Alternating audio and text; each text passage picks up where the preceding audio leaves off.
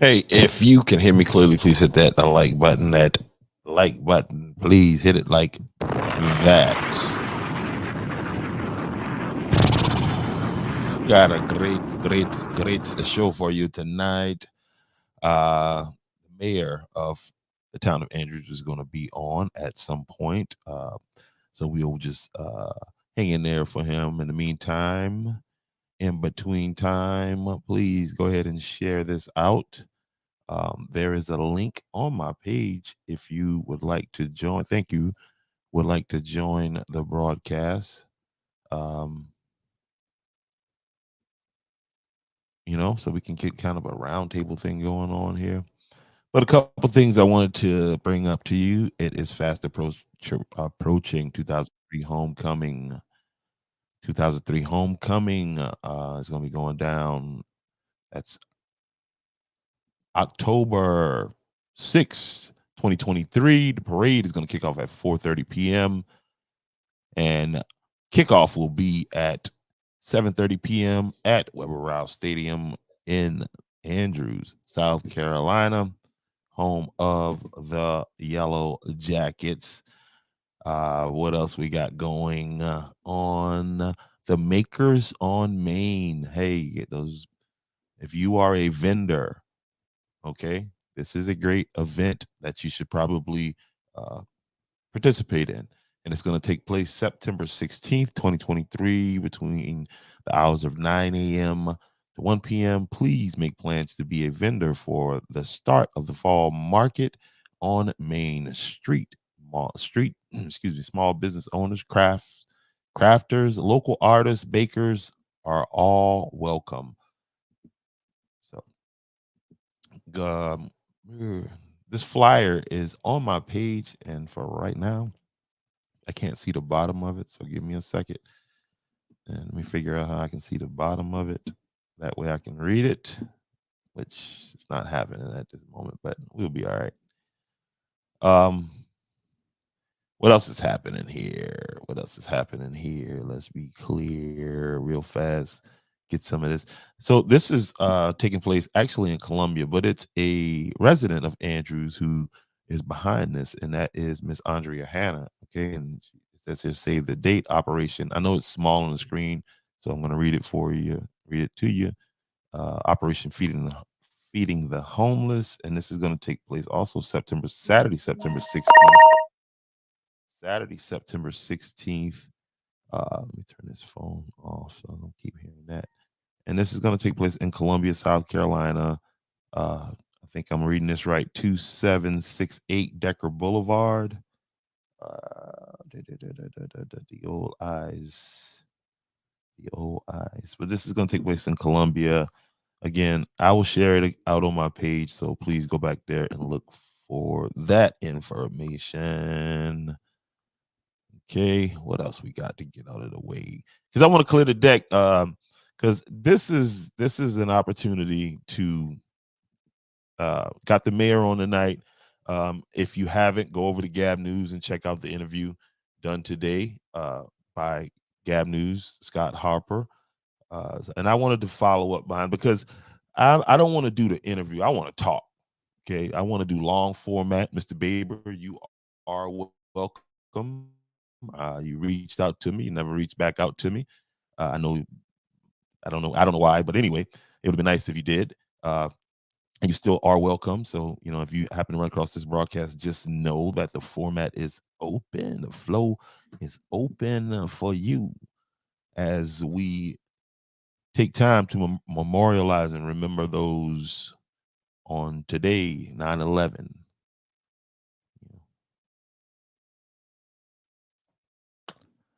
Anyway, I have in the back over here in the studio, I'm about to add him to the stage. Uh, None other than the mayor of Andrews, South Carolina. Sir, welcome. Hey, it's good to be here. So welcome to Andrews the podcast. I also got some other guests that's you see hanging out in backstage that's gonna come on and at some point, and we'll I want this to be a different experience as far as the normal, get on here and interview you. We did that, and I wanna do some long format talking so we can kind of walk some things out. But before we get into the to the to the to the to the to the dirt, I want to take this time right now, man, before we get into that, um, to get some of your thoughts on our yellow jackets. Them young boys is they out there performing at a high level. Um, been to all 4 games. We dropped that one to Philip Simmons, but I think we could have got that one. You are the voice of the Yellow Jackets at home. So tell me what you think so far about our Yellow Jackets. Oh man, hey again, thanks for this opportunity, Andrews the podcast and all you do for the community, especially the work that you're doing now with the children. So that's key. As I told you offline, having to capture those memories right now, real time, and the action on the ground, that's something that's going to be with them forever. In addition to, yeah, look at that guy.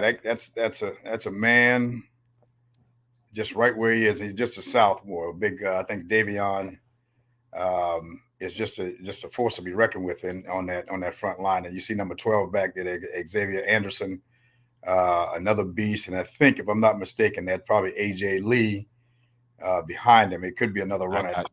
That's AJ. I could tell by that tape wrist. Yeah, okay, that's AJ. Hey, look, Coach Durham and his coaches are doing a fantastic job preparing these guys, and many of these guys are freshmen. I mean, not freshmen. I'm sorry, sophomores. So as well as they're playing now, we got a lot to look forward to here in the future. But I'm very impressed with them. I'm more impressed with their off-field behavior and conduct, and how these young men carry themselves. And we got to continue to encourage them to continue to do that, because that's what's going to take them further than football, is being upstanding citizens and that kind of business. And so it's a pleasure for me to be the voice. And as you know, the other night I got so excited when AJ ran, man, I called a touchdown. It was the first time. Yeah, on the first time. I heard that. I was like, oh man, I was excited because that was a big run. But he saved me.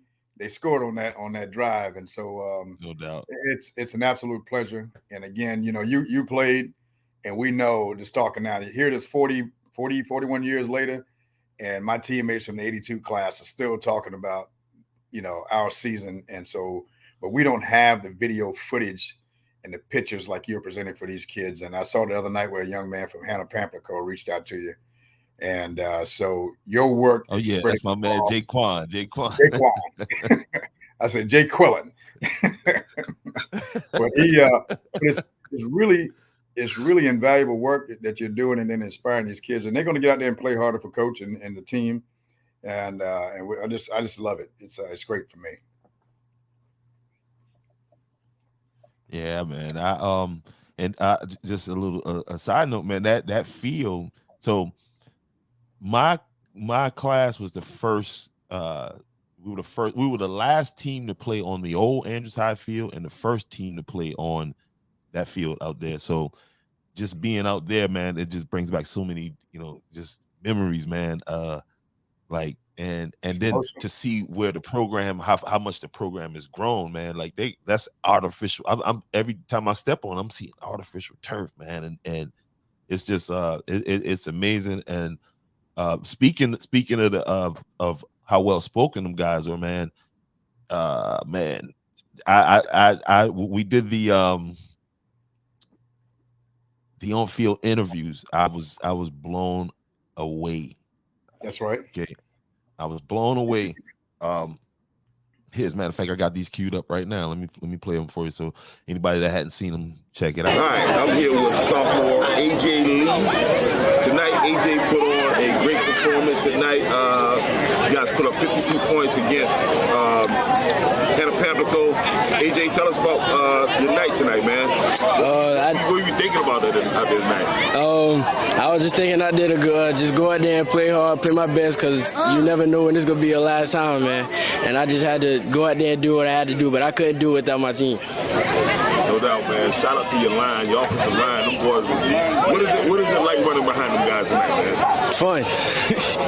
Yeah, I feel like I'm just protected everywhere I go. Like I can depend on them in any situation. All right, big game next week. I heard Coach mention the county championship. Looking forward to that big game. Tell me what we can expect from you next week. Yes, sir. It's going to be a movie, I'm telling you. So there he is, man. Sophomore AJ Lee. How many touchdowns you had tonight, Lee? 4. 4 touchdown night. And just high, baby. It is. Hey, so listen, you guys, y'all see it. Come out and support. As a matter of fact, I have 2 tickets for somebody. If you want 2 tickets, you gotta be there. Matter of fact, I'll leave the tickets at the gate. So you just and you leave me your name. The first person that says, "Hey, I want those tickets," I got 2 tickets for somebody for this Friday night game against Waccamaw, which you heard the kids referencing the county championship. So I got 2 tickets for somebody. All right. Someone said they want those tickets. Now that's huge, man. And you know, back when we played, we had the older guys that was encouraging us. You know, like you better get out there and play. And I don't see a lot of that right now. So please come on out and encourage these kids.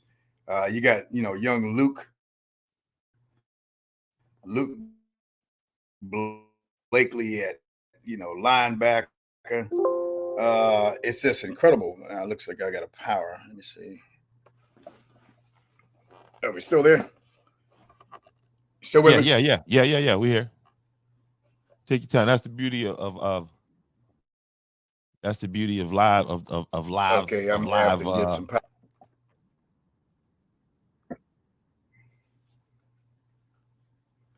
Yeah, it's all good. It's all good. But yeah, support these young men. You were saying about Luke. Okay, now we have a delay. Okay. All right, let's fix that real fast. Let's see what we got to do. I tell you what, how we did the last time. If you go out and come back in, it'll be all good. In the meantime, y'all check out my man Brandon Cumbie, quarterback for the Andrews High School Yellow Jackets. All right, I'm here with junior Go ahead and go out. Brandon Cumbie. Brandon, you guys played an awesome game tonight. You put up 52 points, man. Give us some thoughts on what you guys had going on up there tonight. Well, we just had a couple guys that was out due to injury, but we had a couple guys that stepped up, and we just went out there and did what we had to do, and we came out with the W. Came out on top. Hey, talk about your line tonight, man. Your line, they were playing lights out tonight. O-line, it was great, man. Everybody just did great on both sides of the ball, O-line and D-line. Shouts out to the big boys up front. That's what's up, man. All right, man, there he is. Brandon Cumbie. Next week, Coach mentioned that you guys will be playing for the county championship. Yes, sir. What can we look for you? What can we look for out of you next week? We can look for another 50-point win. We're going to try to put another 50-point win on the board again. All right. Again, man, y'all make sure y'all come out and y'all support them Yellow Jackets, man. Here go my man, Madison. Right, I'm here with Andrews High School sophomore Madison Smith. Madison, tonight, you guys put up 52 points, and the line played dominant, man. Can you give us a few comments on what you guys were out there doing tonight? I mean, we went out and performed. That's really all I can say. I mean, we missed a few assignments, but we'll get better next week and show out. That's what it is. So I heard Coach saying that you guys got a big game coming up next week against Waccamaw. Yes, sir. For that game. Yes, sir. I sure am. It's for the county. So that way, if we win next week, we'll win the county. Okay. So I look forward to being here, man. Again, man, I was really impressed with you guys on that line tonight. Thank you, sir. Thank you, sir. Keep up the good work, buddy. All right. Thank you. Yep. All right, man. I appreciate you. But yeah, that's the tone right there on that sideline is yes, sir. Thank you. Is now when they on that field now, I get to hear them on the field. That's on field action. I'll just leave that at that. But yeah, I really enjoy watching them guys play. And again, they have a there at Andrews High who's working to make the whole experience better at for the Friday night. So man, make sure you come on out and support your Yellow Jackets. Okay, do that. So we're waiting right now as the for the mayor to come back in. He I think he's probably grabbing the charger, everything right now. Cause we're gonna get into it now. I just wanted to get some, the important stuff out of the way right now. Then we'll get to the other kind of important stuff, the political stuff. But yeah, again, shout out to coaching staff over there, and shout out to the trainer, man. This guy, he them guys trust him. I can tell the team trust him, and he is he's there. He's all the time. He's boom on the field, boom, boom, boom, boom, boom. You know what I mean? Working these guys, getting them taped up, and you can tell he enjoys what he does. So all right, there we go. You just popped back in there. Let's see what we got here. All right, there you go. Got a little light for you too. Okay, there we go. Got to look at her. I got the whole studio production going on now. Yeah, but yeah, man. Just to put a bow on that, man. I look forward to homecoming coming up. You know what I mean? Just a little preview. Can you kind of tell us some of what we can expect with the Heritage Festival? Oh, wow. We're looking forward to that. Last year was a huge success when we made the decision to combine the Heritage Festival the same weekend as a homecoming. And so we wanted to make sure that we know there's going to be a lot of private parties and gatherings and those things, but we also wanted to have the family setting for folks that are coming in and, let's do something different. And so that worked out where on the west side of the block roads was a live band. We had one up there by the gazebo, but that's Saturday. So we'll have all festivities on Saturday, food trucks and all kinds of things, entertainment for a family affair. We will also have classes doing their separate thing, but combined. And Friday night, obviously, starts off with the parade. And I think somewhere in the neighborhood of 3 or 4 o'clock. Now the school will put that out. Then the football game, tailgating is huge. They did a great job last year. The principal, I call her Dr. Mahone. I know she has a doctor yet, but she is that to me. She did a wonderful job of organizing that. And so we had a great participation there. That would be done. And then food trucks will be along Main Street on Friday night. And this things will be happening the whole time. And again, we ask people to come out and participate. A lot of great food and entertainment, and really just socializing. People you haven't seen in probably 30, 40 years, all come back for homecoming. So it's a big bash for us. And it generated a lot of business for the local businesses. And so it's an awesome time. Absolutely. All right. So Bobby Joe Davis says, tell everyone to wear black. That's my classmate. That's class 82. Oh, class 82 in the building. Hey, Let me give the class 80 drop a bomb for the 82. 82. In fact, she was on the championship softball team back in the day. I think they won 2 championships. So says, Bobby tell Joe everyone to wear their black and yellow, black and gold jackets, shirts. It's blackout night. Parents, fans, students need to wear black. So guys, come on out there, man. They got a great student section. Let's bring some life back to Andrews High School. Just the team's doing their part. So let's, as fans, get out there and show our support. You know what I mean? Get your gear. I know where everybody's going to the print shop over there and picking up the gear. So go over there, and I think the discount is still in place. Just mention "Welcome to Andrews the Podcast," and you get a 10 or 15% discount. I can't remember which one it is, but go over there and get your gear. Ms. Bobby Joe is sending you over there, okay? And that's some unsolicited but anyway, all right. So I think this week is Teachers Appreciation. So let's come out and show our teachers, they have a tough job and they do it well. So come on out this Friday night as we play for the county championship against Waccamaw. Absolutely.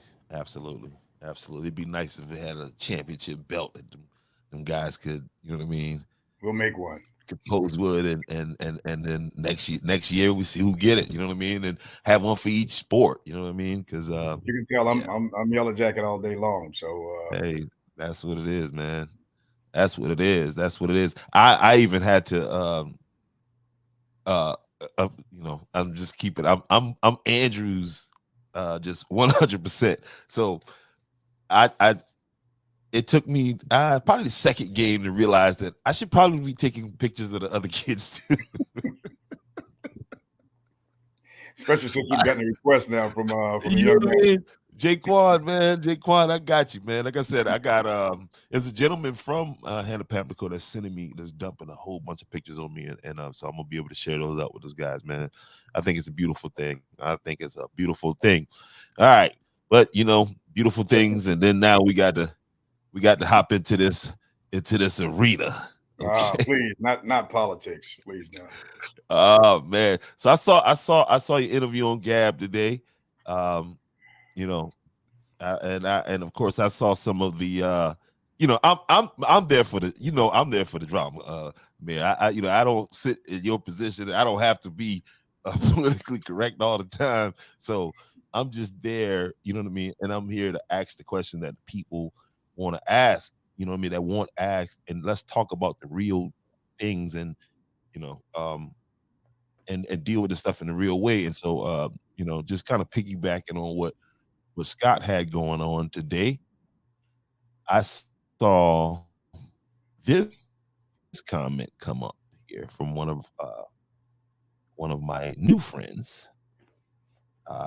And so we're gonna start here, and it's just kind of no. I already had it set up, and I'm trying to already change the game plan. Let me set this up right. Okay. So on the screen, about to appear on the screen here is your competitor in this year's mayoral race. And I wanted to, this is the interview that he did with Gab News before yours. Um, and I think, in all fairness, I think yours got delayed because of the hurricane, because That's of the correct. top. Okay. All right. So, but I'm gonna play this section right here, and then I want to get your commentary, and then we're gonna get into it.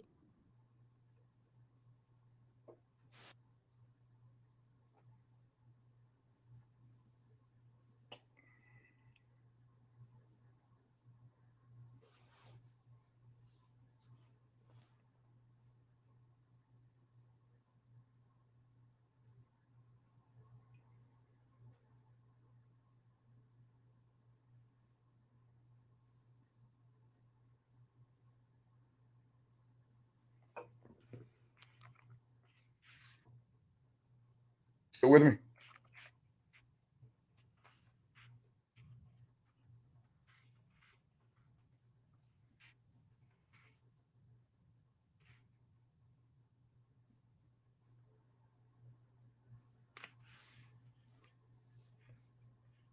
Okay, hold on a second. Hold on a second. Hold on a second. Hold on a second. I got something. All right. Yeah, I did something backwards here. Hold on a second. Uh,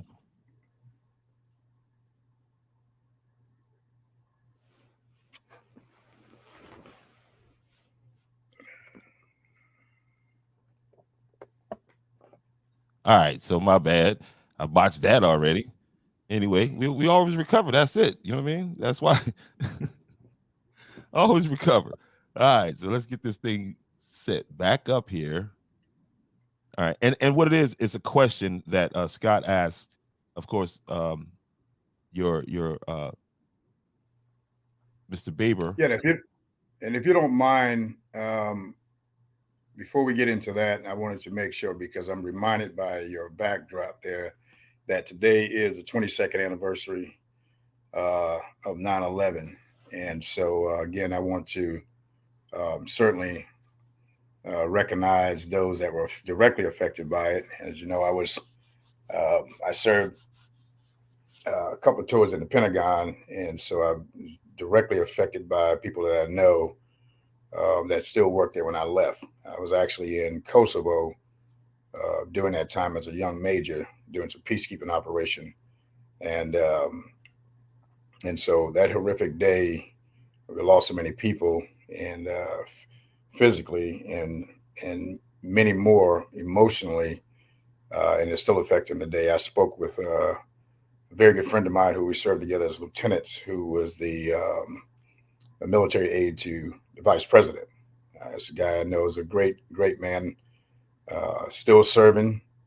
And I asked him whether he, how often did he talk about it? He said, "You haven't done it yet because they're still dealing with the emotional scars from that."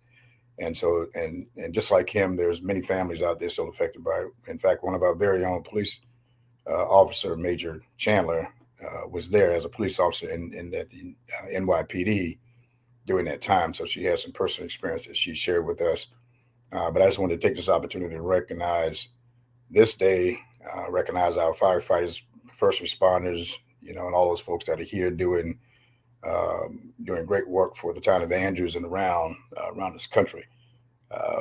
I've watched several documentaries over the last 24 hours, and I'll tell you, it's just like yesterday that it happened. And so we just want to recognize and pay them the proper respect before we get into this crazy world about politics. There's some real things happening out there. We're losing people left and right, and they're still fighting in these hot spots of Afghanistan, and still got friends and family in Iraq. So we all take the time and keep these folks in our prayers, because they still need it. So thank you, sir. And I apologize for interrupting the show. No, man. That's Told you all day long. that's the beauty of a podcast. You know what I mean? So we get to, you know what I mean? We get to, that's the beauty of the podcast. That's what we here for that type of conversation. And definitely because I know most of us, I know I can remember where I was at that day, and just so much has changed, since that time about the world. You know what I mean? It's like it was almost as if a veil of security was lifted. You know what I mean? And we kind of realized, well, we weren't so insulated, we weren't so untouchable in that moment. I also remember like the time like after that, where, man, you couldn't drive a quarter of a mile without seeing an American flag. And that's important because and this does bleed over into politics. But you see, at a time when the country was shaken, people came together across. It was your class, your color, none of that mattered. And and I'm still looking for it. There's an art piece of artwork done where it shows firefighters and police officers with the American flag, holding the American flag, and there was a soldier that came up behind him and said, "We'll take it from here." And that's, that if I can find that would be placid of everything I have. But that just shows you how the servicemen came together, the country came together. But as soon as things seemed to level out and the next headline came, we went back to where we are right now, and it got worse. And so that's why I think I started. That's why I think I started with high school football, because that's always a place that I remember. Like sports, youth sports, is that place where race, none of that matters. It's just you there with your brother, you there, you, and so being on the sideline and looking in young Madison face, looking in Luke and them guys interact with each other. It's like, because there's a guy that reaches out to me often that I played high school football with, Alex Cox. He lives up in thing. I seen this other guy, Jay Moore, the other day. But it's them youth sports and those times, man. So yeah, that's it's crazy. I mean, like, my retirement back in 15, Kurt Morris was there, Burt Jordan, and all of the class of 82, a bunch of them came down there. It's just, it's colorless. And for us to allow our status or your race or your political party to separate us, it is it's sad commentary. And we got to get beyond that. And so as we enter into, this race for the various seats for this town, we got to keep that in mind, that those things don't matter. It's really what is the best thing for this town? Who's going to stand up and fight those, and not necessarily physically, but push back on what's been happening to our town for decades. Yeah, and that's You know, that's being characterized as complaining. I saw, um, is complaining and coming up with solutions, and it's if these people were there, then they would understand. They would have a better understanding of you know why these things are necessary, because it's documented what's going on. You know what I mean? It's not you know um, it's not, nothing's being made up. but And so, again, as we move into this race, man, that's what I want the people of Andrews to understand, is that my intention is the best for Andrews, and for where I sit at. I took 2 years and I followed this thing and I'm tracking it, and I've been so. My opinion comes from when I hear, and I mean this is from inside my family, from anyone I hear somebody speak about something about the way things work. Matter of fact, that leads me to the first where Scott asked you a question about the grants in the town, right? And he mentioned that that there was a grant, that the town was under a grant suspension. I don't know if any something like that even exists, right? And so here's a question that Miss Deborah Love Ball on the interview, she was saying, she was talking about another thing, but let's see, Bobby Castleman Bryant, where is the grant money going? All right, and I got a document from the town. I requested a document, and on the screen right here, guys, is a list of, and I will provide this to anybody that wants it. If you would, Mayor, can you see this document, and can you kind of uh, yeah, speak I'm to? familiar with it, but I'm an old man now, so I'm not gonna be able to. Let me see. Let me summarize it for you, because it's a laundry list. But let me summarize it for you.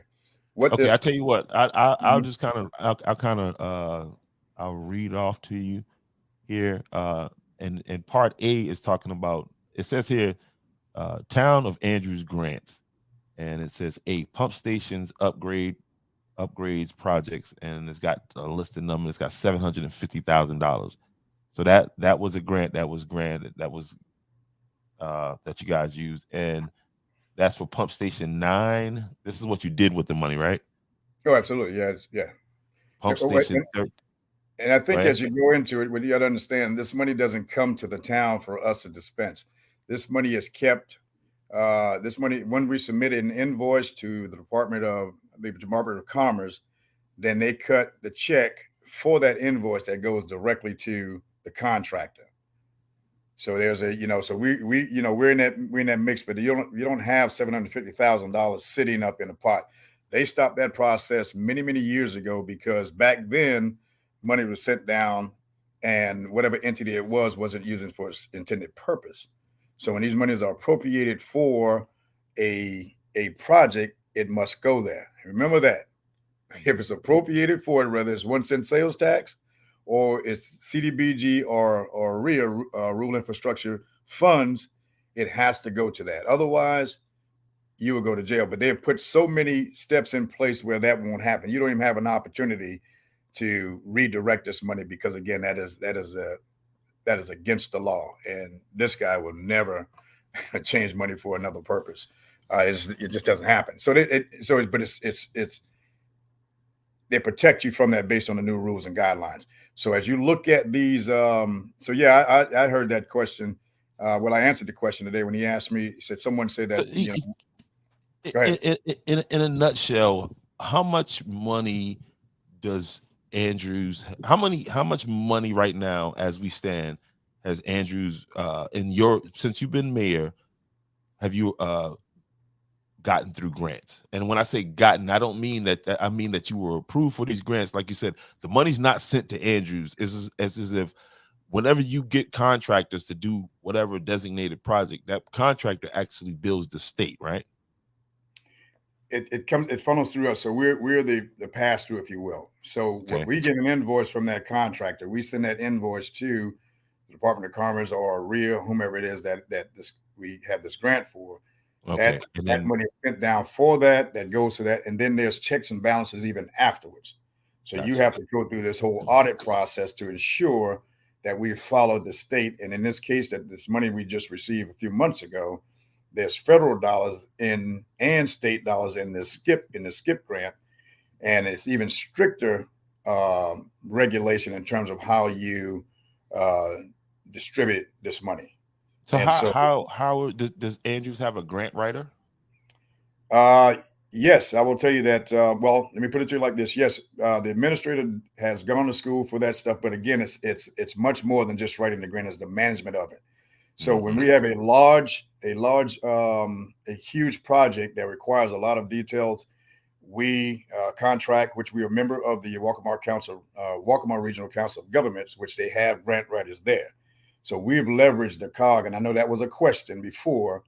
But Yeah, yes, because we leverage the cog. Now, I'll tell you this: when I got here, we had a grant writer here that for one project, we were paying that grant writer just $50,000, at least $50,000, which was more than that, and that's a whole nother story for one grant.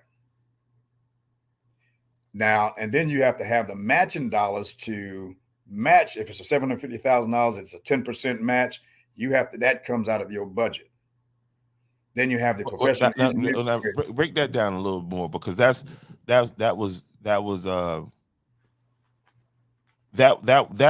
for me, and I found this in the paperwork, was that was the issue prior to you getting here, is that we didn't have the money to match for grants. Yes, and I haven't looked back too far, because when I got here, in all fairness, they had already completed.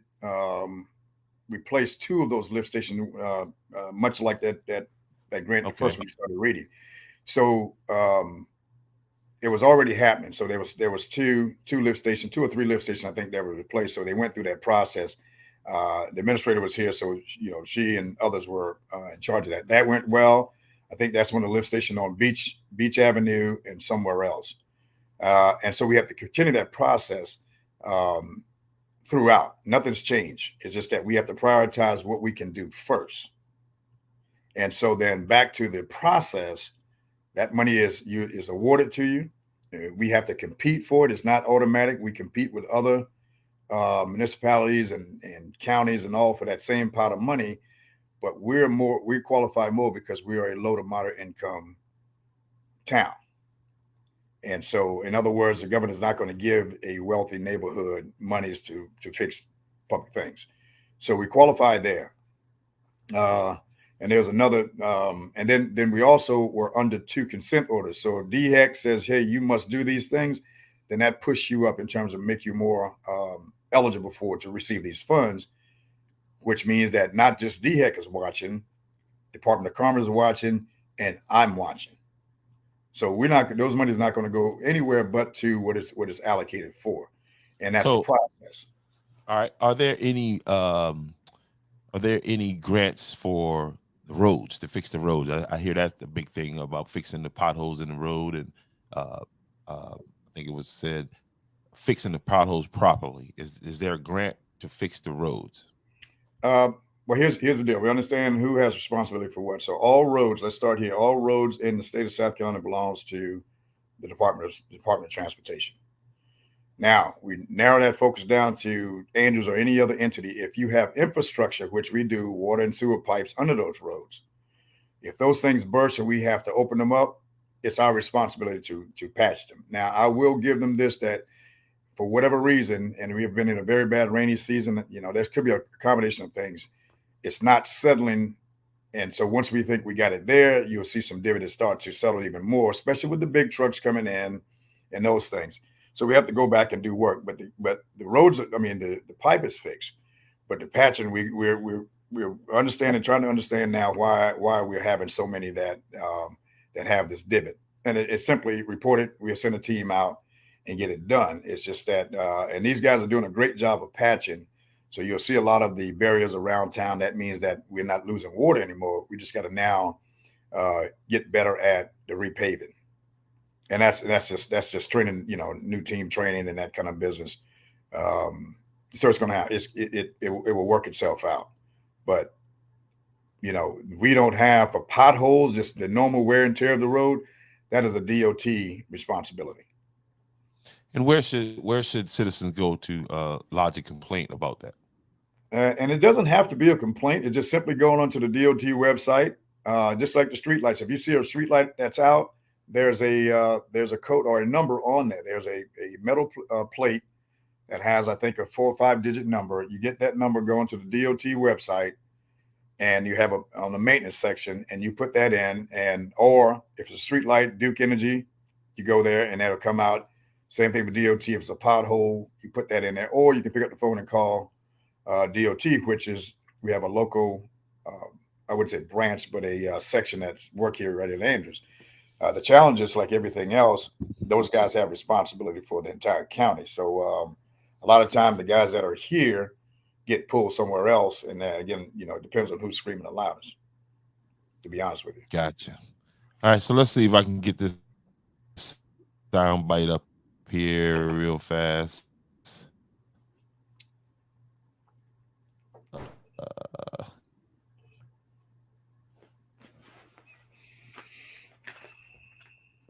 One second. Hey, is there anything that the town well, right along with that, Miss Deborah said something about the grease. That's because that's definitely an ongoing issue, the grease in the drain. And she said, responded to one of the questions that Gab asked you about that, and she said that how well, let me read it from her words. It says here, why weren't the businesses that have grease traps invited to or told the meeting you had to educate them on how to properly use them?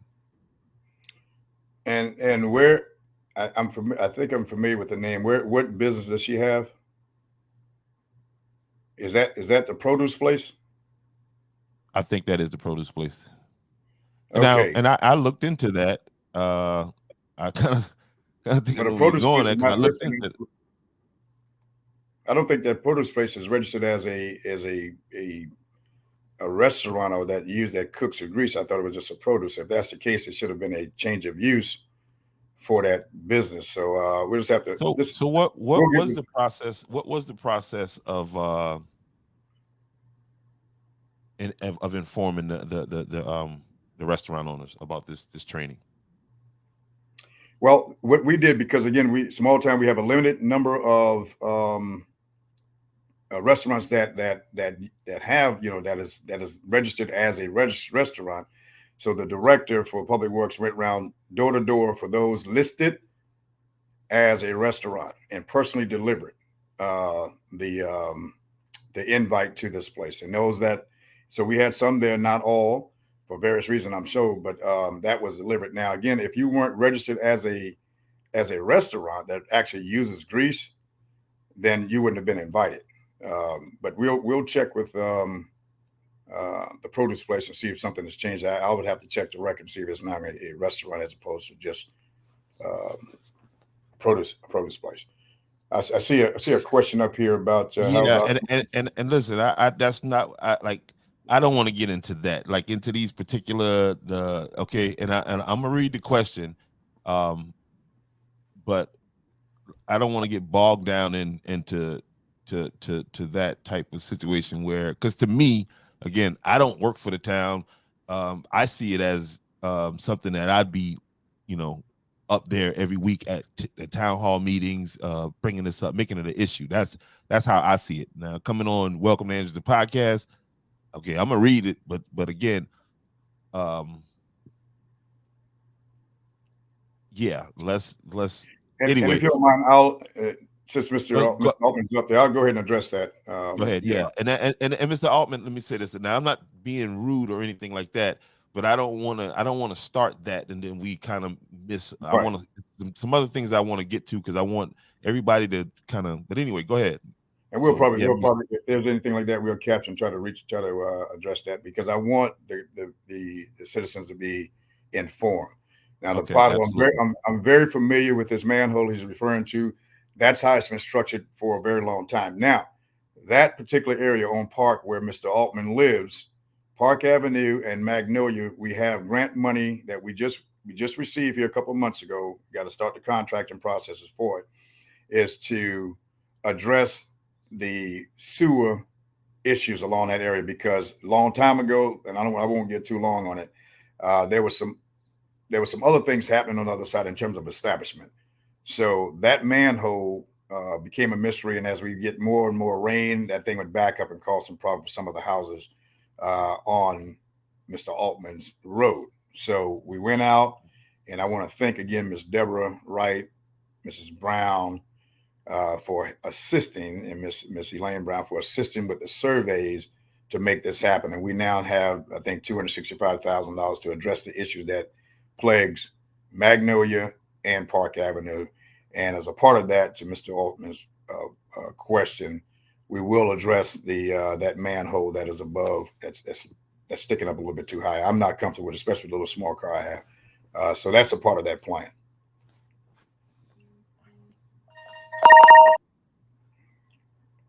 Absolutely, Mr. Altman. Let's see. He said something else. Let me see if I can find it here. He said it over on Welcome to the podcast. Maybe it'll pop up, but maybe it'll pop up. So yeah, that's a thing. But anyway, let's see if I can get this thing that I wanted to. I got to get back over here.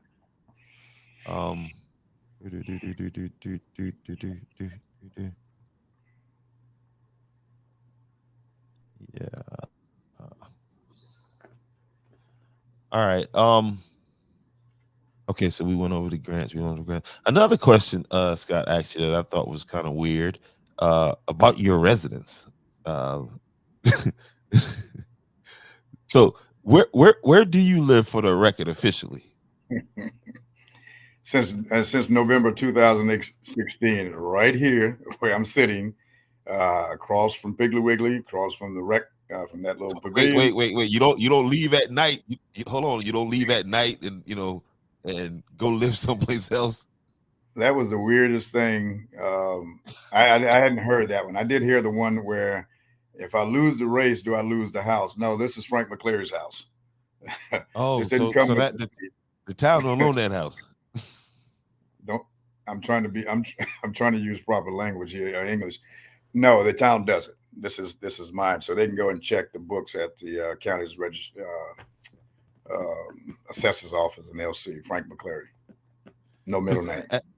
I wonder if the folks who wanted to know that were they concerned about this gentleman's residence right here? Apparently Mr. not, Austin. because he was here for 10 years doing this business, and I guess a large portion of that's public knowledge. But again, it's okay if someone else does it. It's cool when they do it. Yeah, I won't go. I won't use that, but it's an issue. Again, those are dividing things. If we're going to have a standard, let's have a standard across the board. But no, to your question, I've lived here. This is my home. I don't live with my father. I'm a grown man, retired U.S. Army colonel. I think I can afford a house.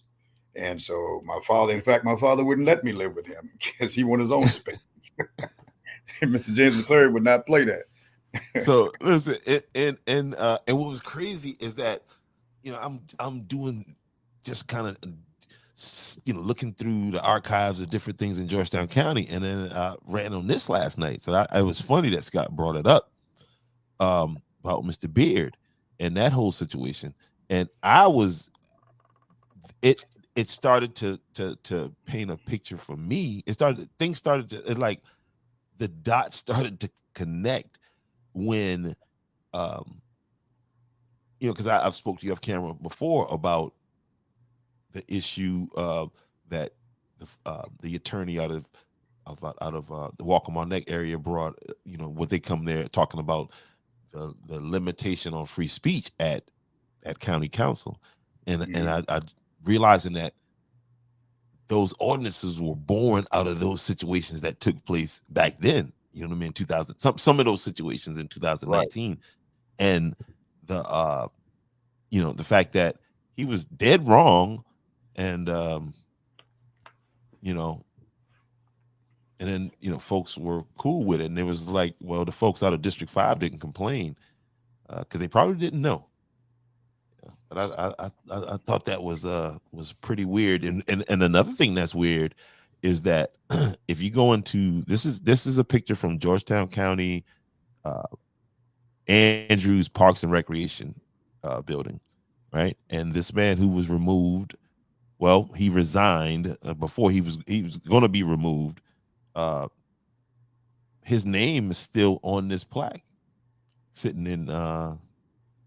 You see it where that Austin Beard, Yeah. former members, and I mean, like, eh, it's not a big thing, but it confirms to me the type of nepotism and the type of stuff that's taking place inside of this Georgetown County.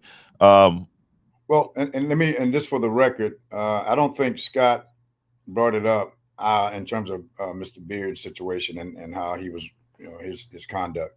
I brought it up because I only mentioned it because when he questioned me about, well, not he questioned me, he said he wanted squash some of the rumors, and he was told that I didn't live here, and my natural reaction, because again I am very familiar with the Beard case, I said, but those same people who are asking about my residency actually are friends and probably family members with Mr. Beard, and they didn't challenge him. I actually live again, here. That's my point. again, And so I won't say it to Scott because I watched your show last night, and I know it was a part of your podcast, and it mhm. was interesting that it came up. So if that question would have never, it wasn't necessarily, I mean, challenging my residency, then I wouldn't have not bring in a more recent case that was right here, probably in the town of Andrews for more than 8 years, and people knew it. You know, so let's just again we take the unnecessary craziness out of what we're doing here and focus on the business of getting Andrews healthy and moving forward as a community, a unified community is really what I'm interested in. That is all I've ever been interested in. But again, I understand things that drift into this business, and I'll be prepared to deal with it.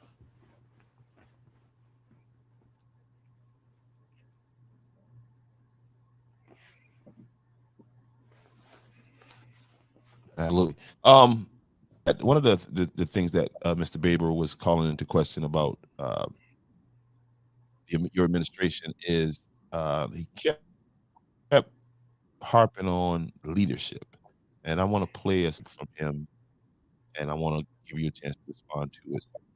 Um, again, Mr. Baber, you're welcome on the show. Come on, let's talk. We're gonna talk sort of just like this. You know what I mean? I got questions. Let's see what we got here. All right, he said he's new to the politics part.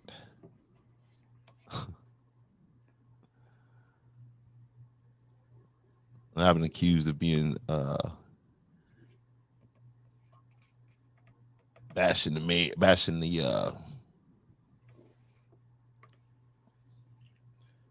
the pastor.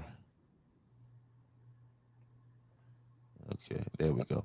All right, so let me get this queued up here. And then Scott was asking him, "Hey, listen, why didn't you choose the route of maybe be a councilman first, and then see test the water, see what's going on, da da da da." And he said,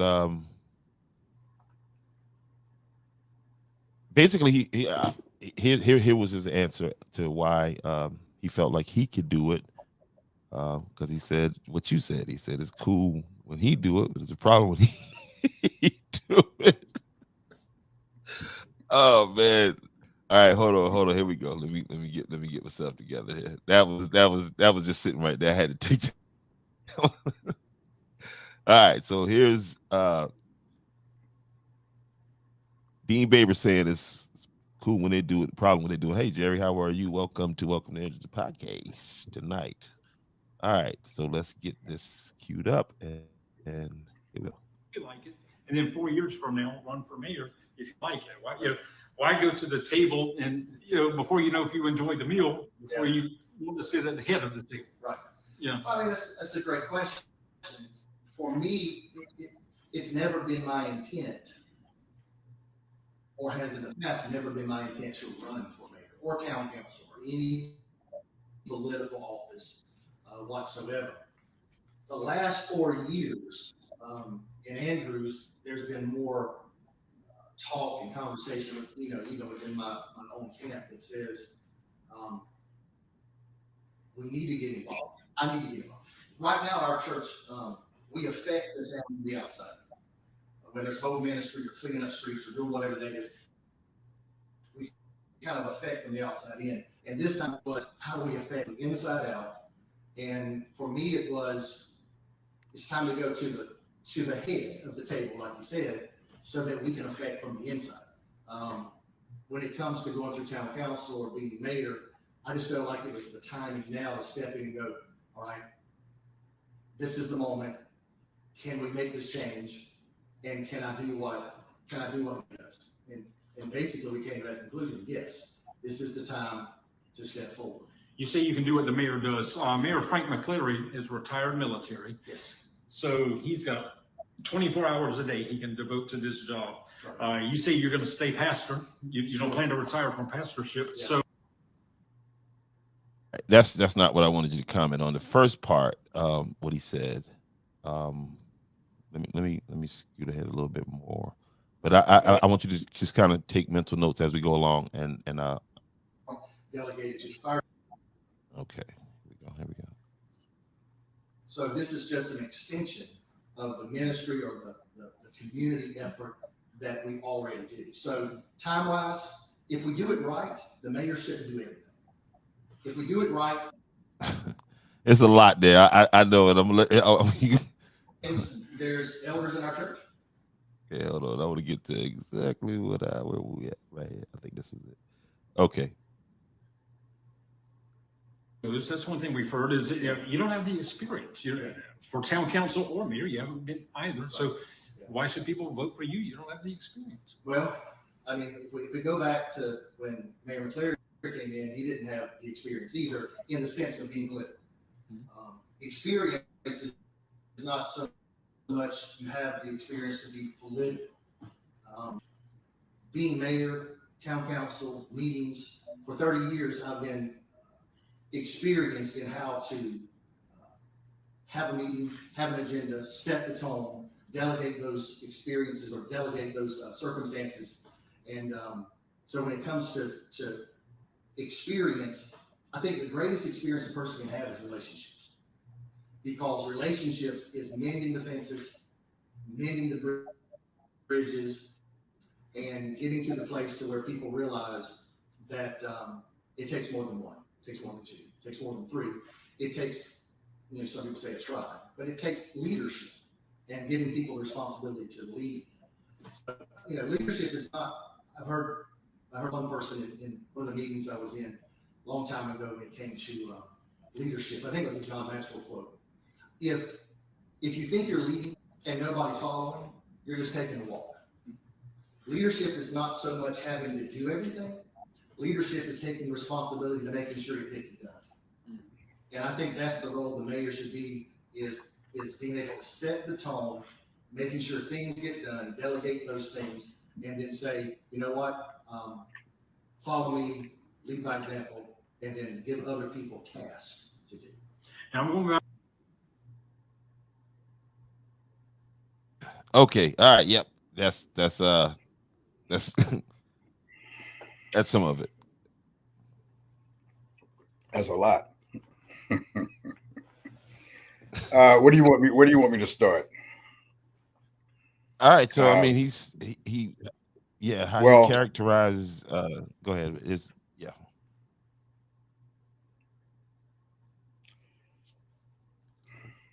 Well,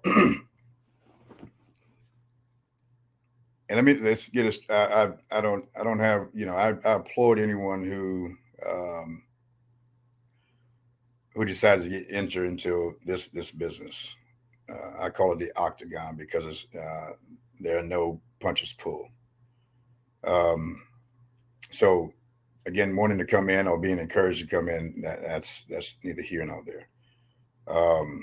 But I would never question anyone's skills if they've been at something for a very long time and schooled in it. In this case, he's a school trained, experienced pastor. I would never question whether he is doing that well.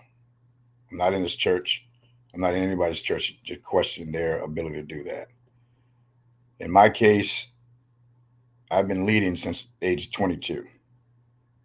I've been in command positions that's responsible for the lives of young Americans in peacetime and in war. Not as a guy commanding from the rear, it is leader, and I'm an infantryman.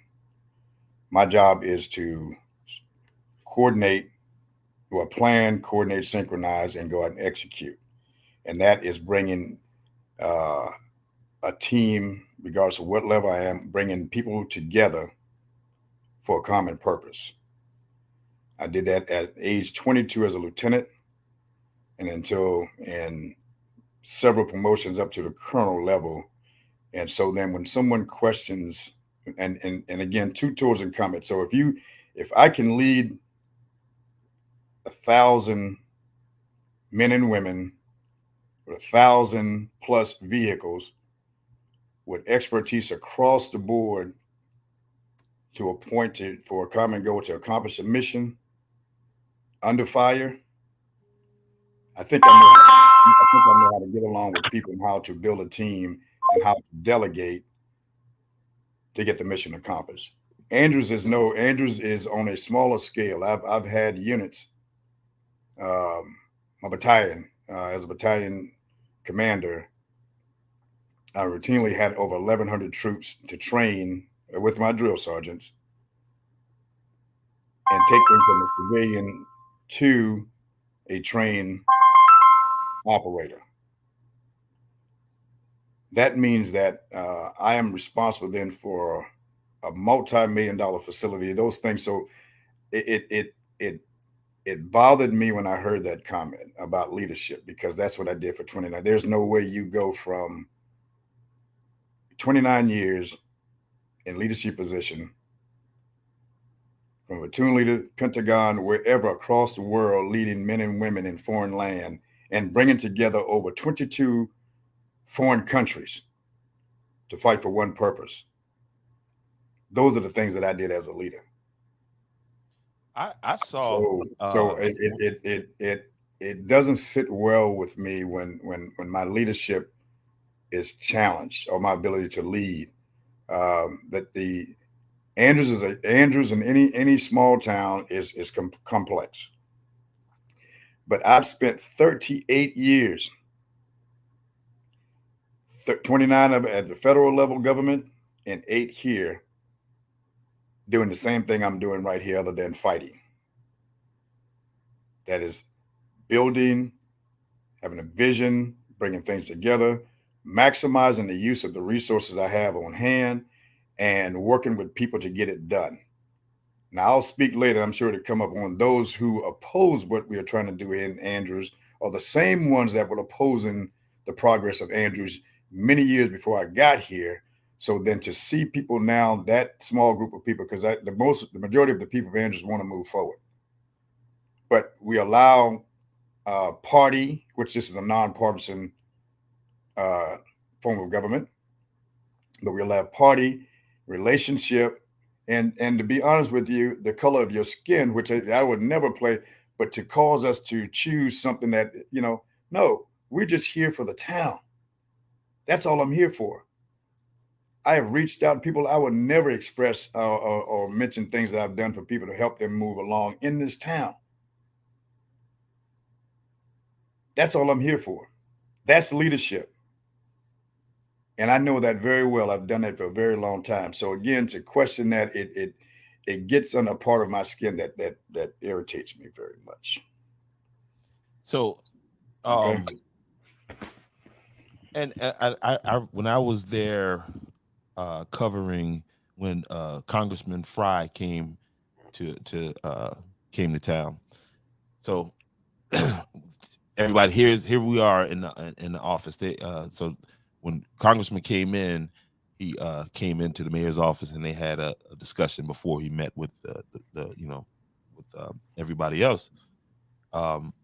And before that took place, the congressman's aide, his right hand man, came in and recognized Mayor McClary, and so it was 5-7 minutes of two soldiers. And now keep in mind, they weren't like colleagues. This was somebody that, from what I learned, eventually the mayor never met this man, but he was the leader of this man's what do we call it, battalion? We served together in Kuwait, Middle East. Mm-hmm. Yeah, And so he was under. I was in the staff. I was the chief of staff. Well, actually, the chief of operation for future ops. Yep. And so, not that it matters, but this was a white gentleman. I got pictures of it. I'll share those out. But I thought that was just for me being there. I thought that was, being ex-military myself. I thought that was big. That's like me seeing Captain RJ Nabi. That was the first captain that I served under on my ship. He don't know me like that, but I respect his leadership to that point. So, and yeah, that's that's what we learn go ahead. in the military is that the color of your skin, your rank doesn't matter. When that young man, as you were describing, walked in and recognized me, and that's where it is. When you're the leader, all of your men, they're going to know you. You may not know every one of them, depends on the size of your outfit, but it was an instant connection. And as you said, Congressman Fry stood there, was like, okay, I thought this meeting was with you and I, but it seemed Yeah, like he was. yeah. I got pictures of it, guy. Listen, I I told caught him, it because he was yeah, I looking told him, like, hold on, what's going on here? so you're going to have to wait a minute so I can address this young trooper here, man, because that's a bond that we will never break. We go the distance for each other. Yeah, that's what sojourn and that's what unity is all about, man. So he's a wonderful young man. He's doing great work for Congressman Fry, and I like, and again, I've heard from Congressman Fry here recently, and we're gonna stand up a veterans office for him, and so we can take a look at some of the new young men and women coming out of high school need to be assessed whether they're prepared to go to the military academies. And I've been asked to sit on that board for Congressman Fry. So that's what this thing is all about. And that's another thing, that another reoccurring theme in that interview was you don't work with anybody. You know what I mean? Like you're trying to do it all yourself. Can you speak to that? Because I mean, right there, you just said you were, and this man, for aesthetic purposes, Congressman Fry is a Republican, and so he came to Andrews. There's no political benefit in him coming to Andrews, which is a Democratic stronghold. And yes, you got to, again, understanding your roles and responsibility in whatever organization you're in. I understand that in this Mayor Strong form of government, I wear two hats. As a chief administrative officer for day-to-day operation, that's any mayor, regardless of who it is. That's your legal job, is to manage day-to-day operation. You are the supervisor of all the department heads, police chief, fire chief, public works, and so on and so forth. So you have to be engaged. And you're the head, just like anything else. If you're the head of the organization, you're going to be seen more. I'm taught, again, through leadership, you're at the most critical point, and that will make or break your organization. You got to be there to make decisions. So that's, to me, anytime that there's a break out here, these lines, those things, I'm there because I want to be able to communicate to the people what's going on, but I have to have firsthand information while the small team I have continue to work. And if necessary, I will put on my chest waders and get in there with them. And they know that. And that's what it's about. It is not taking over. That is That is demonstrated leadership. That is leading by example. But it's not now like these guys, the team I have now. I haven't had to go out there because these guys are doing a wonderful job. So I can focus on the business of managing the town and working on those long-term plans. So I don't understand that comment. I have a great chief who's doing a wonderful job, Chief Cockrell, and leading the police department. Mrs. McCray, who's over Public Works, is doing a great job along with the young brilliant minds she have down there, and so it's working well. And so I'm now having more time to go after these grants. We just in 2 days, Wilson wrote a grant. We got it approved from Duke Energy. We just got $6,500 now for the streetscape. That's just in the last 2 days. So we can focus on those things and look out and plan out. So I'm not sure where the idea come that I don't delegate. Yeah, that's the craziest thing. Because if that was the case, then McClary would have never reached the rank of colonel. If you're a do-it-all kind of person, you're going to burn out. I work together. I work for, and I'm not any better than the young man on the back of the trash truck. I've ridden on the back of the trash truck when we didn't have people to do it. That is, and then when it's not needed, I'm back over here, or I'm at somebody's office trying to make way for Andrews to get more money, or for you to come down and bring your business. That's what I do. That's what I'm supposed to be doing. But if there's a critical place and time I need to be, that's where Frank McClary is going to be. That's what leadership is all about. It's not about, and if you talk to the people who are on the inside, they'll tell you that. But if you get it from someone who is, I call them citizens against progress, or those folks who are against progress, they will feed you all kinds of stuff that doesn't make any sense. Like the mayor doesn't live in Andrews. Think about it. Absolutely. And speaking of businesses coming to Andrews, that was another thing. The gentleman who wants to be mayor says he could, get businesses to come to Andrews. Can you speak to that?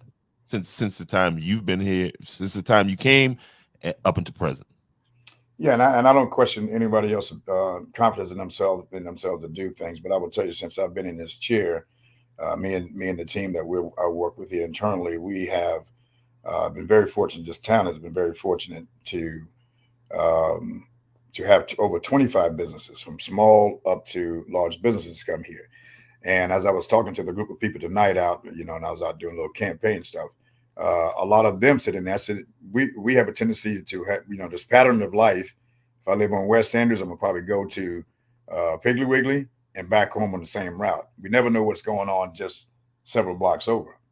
So one of the questions was asked about Oneida. Oneida has the warehouses have been actively housing businesses for the last since 2018 and 19. These companies moved from Walterboro, which was a cabinet company here that employed several of our folks. I think they have now since moved because the workforce is not keeping up, and some other things I think internally.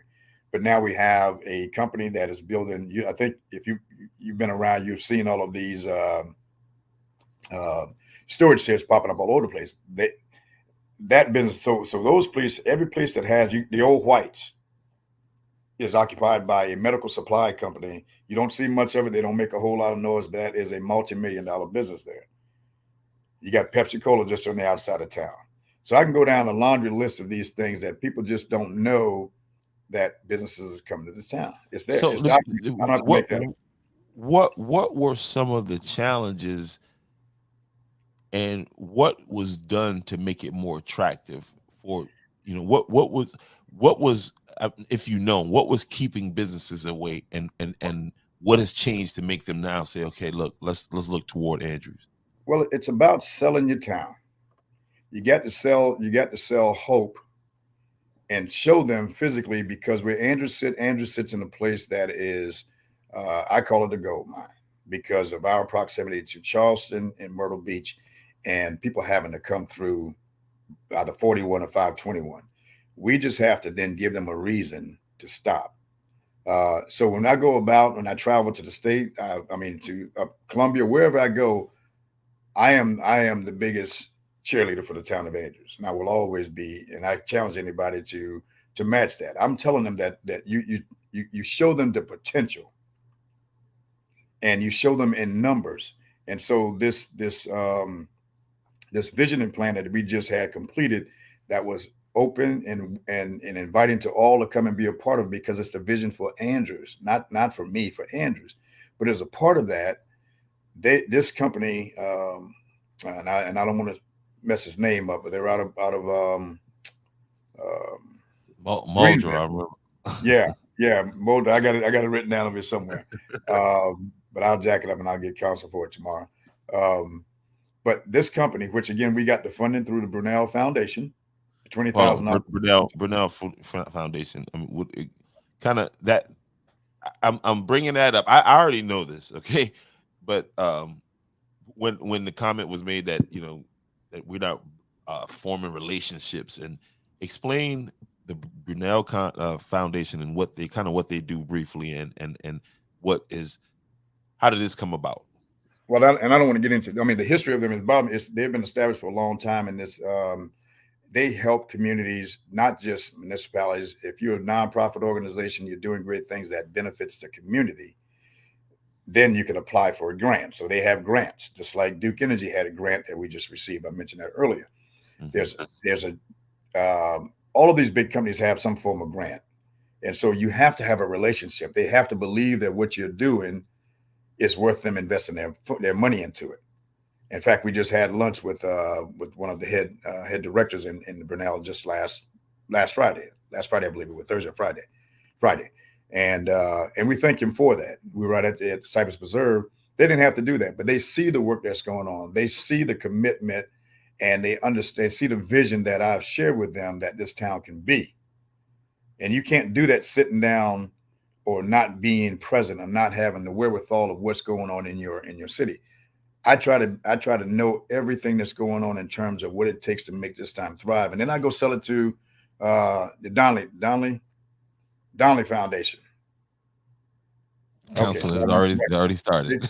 I'm about to get beat up already. So the Donnelly Foundation. The bottom line is, so $20,000, and I thank you for that because they do deserve the credit.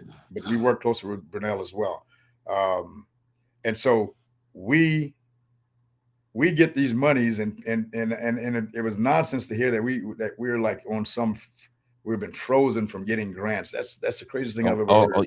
Y'all on like NCAA probation. We're probation. That doesn't make any sense because we've been getting grants before I got here, and we get it, and there's a grant cycle.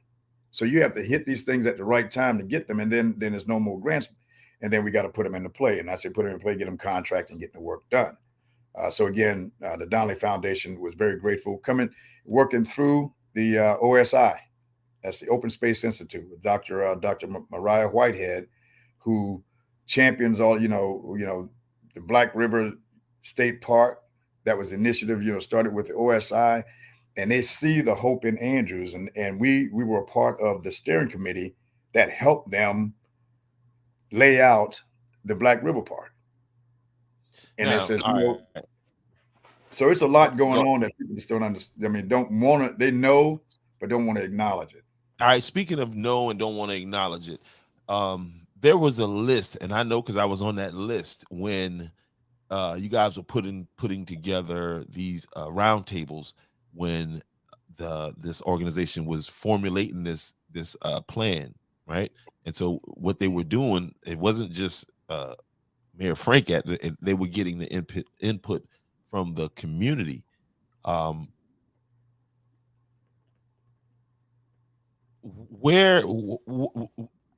would you characterize that the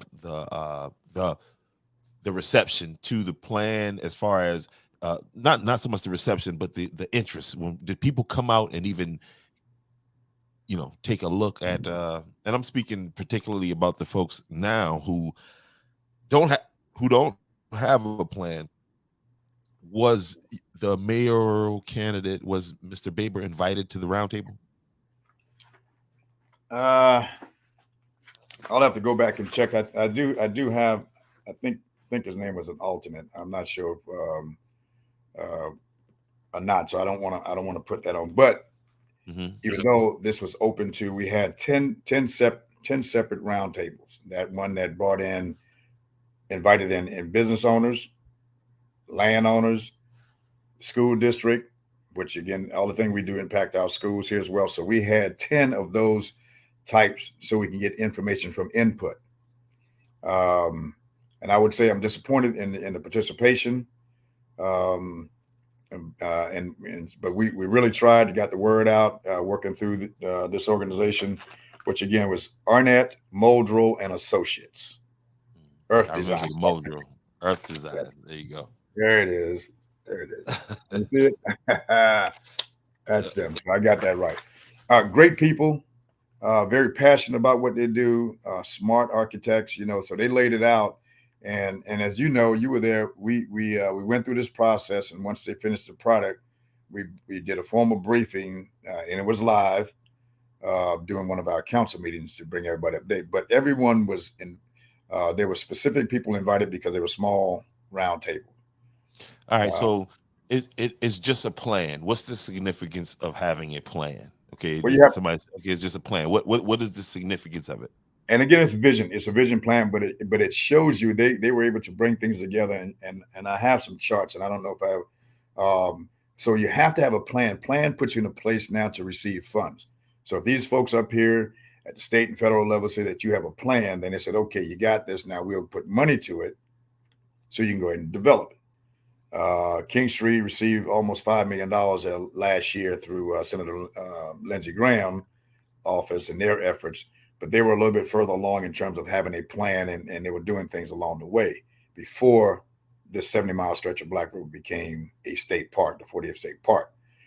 We didn't have that. That's one of the things I'm very proud of, is now we have a plan that addresses the downtown, addresses our connection to the Black River to create economic opportunities.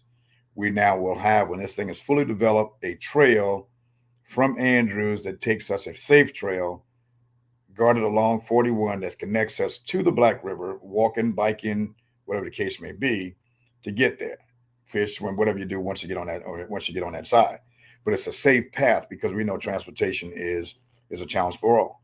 But we wanted to be connected. We will also have additional pathways, walking, biking, through areas that these people have kind of laid out. Now it's have to be now developed and resourced. But you have a plan on the shelf.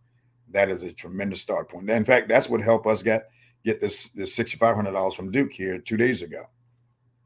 We presented this to them, and I won't call the young man name, but he's about to open a business here, and he said he's opening that business because he listened to the plan when that plan identified that Andrews spends about $4.5 million in food and beverages outside of Andrews, because we don't have the restaurants here. So what does that translate to?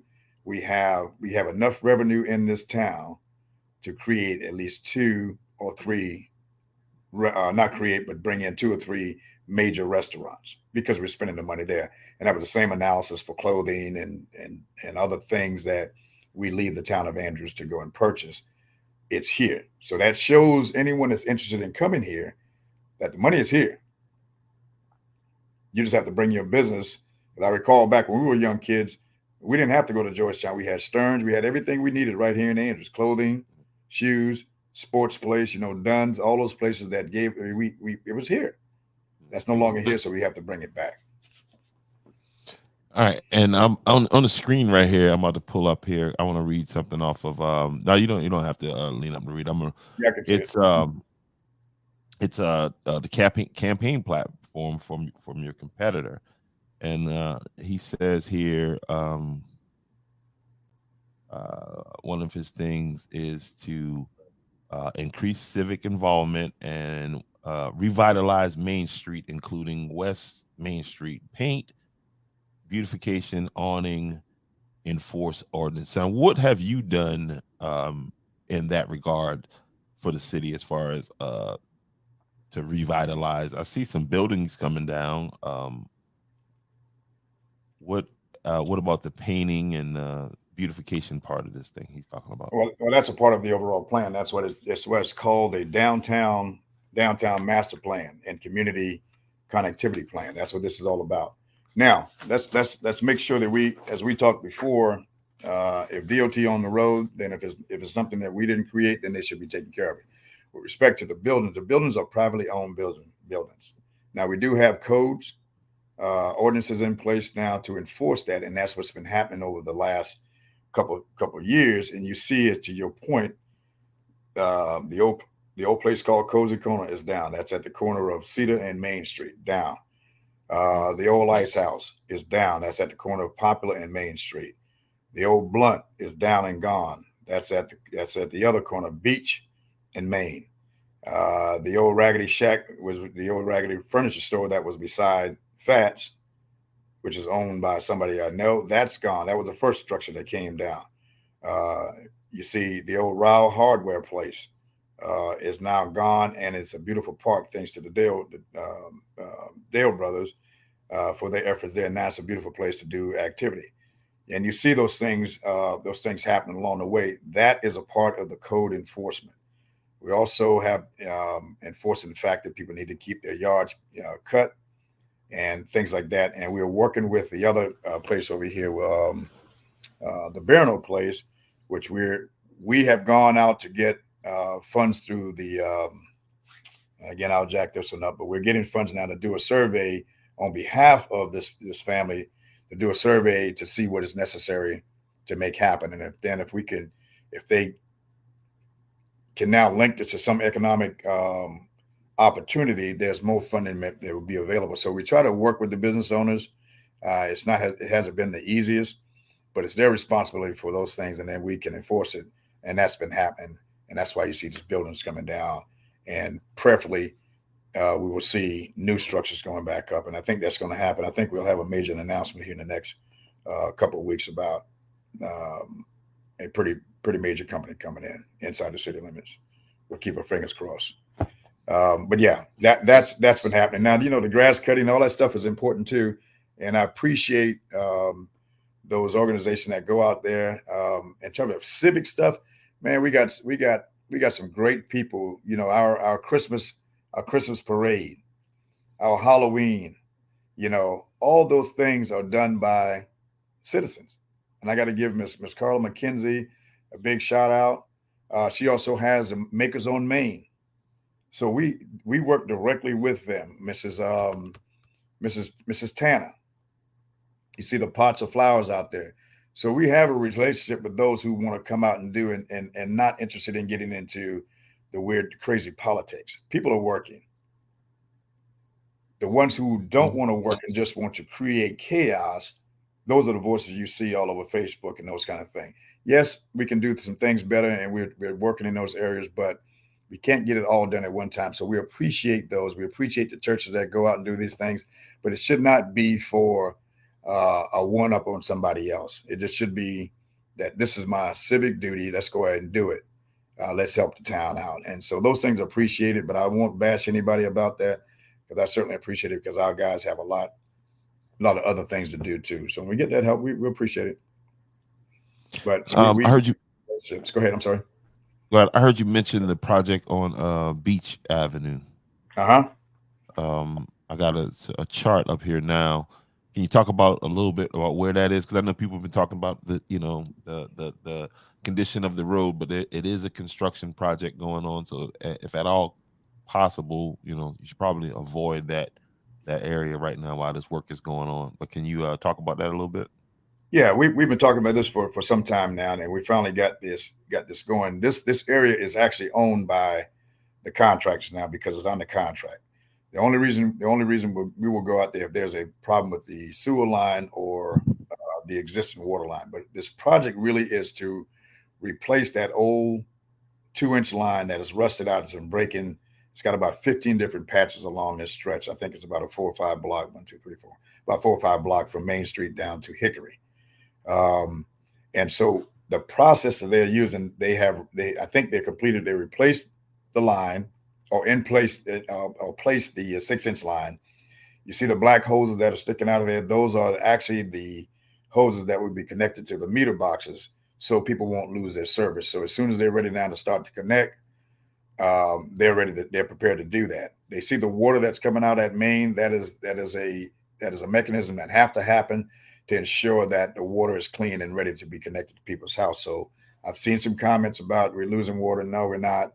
that is a part of the process before they connect that hose or that to your drinking water. So let that process occur. But what I asked them to do, because if you don't have, they don't have signs up there. Most construction sites have signs and let them know that the road is bumpy. They have to do that so people can be warned. But in the meantime, if you can, avoid Beach Avenue, because it's just, I mean, it is what it is, and until these guys get it repaired, and at the end of this, the pipe will be replaced, and that entire 5 blocks will be freshly paved. That'll be the brand new road with new pipes under it, and that's one of the 7 projects with grant money that we have in progress. So I just asked them to avoid it until they completed the work.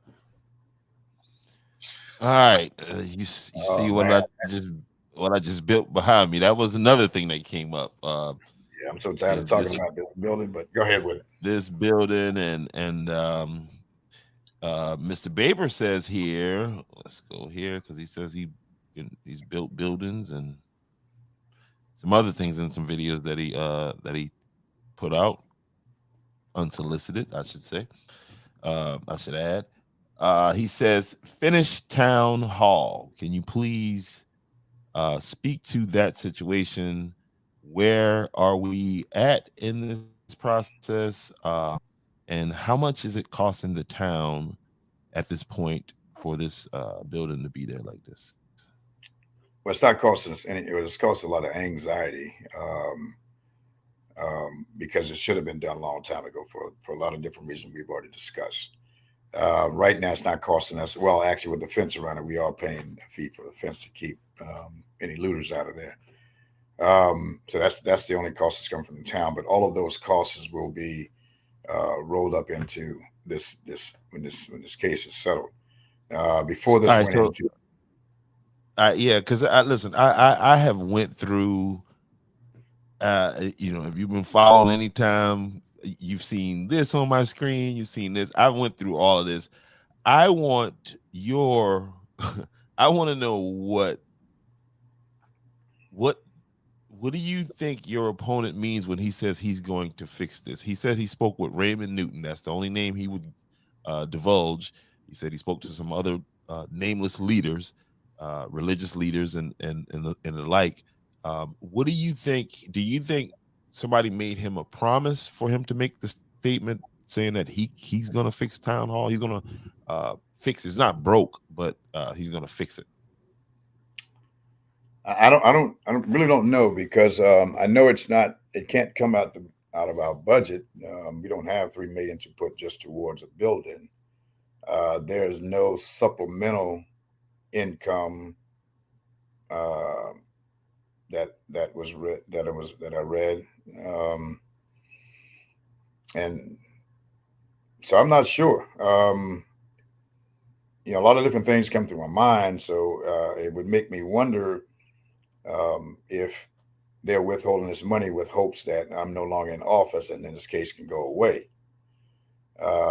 That's one speculation because if there's $3 million sitting out there somewhere, and I'd like to know where it's coming from, but I can't speak to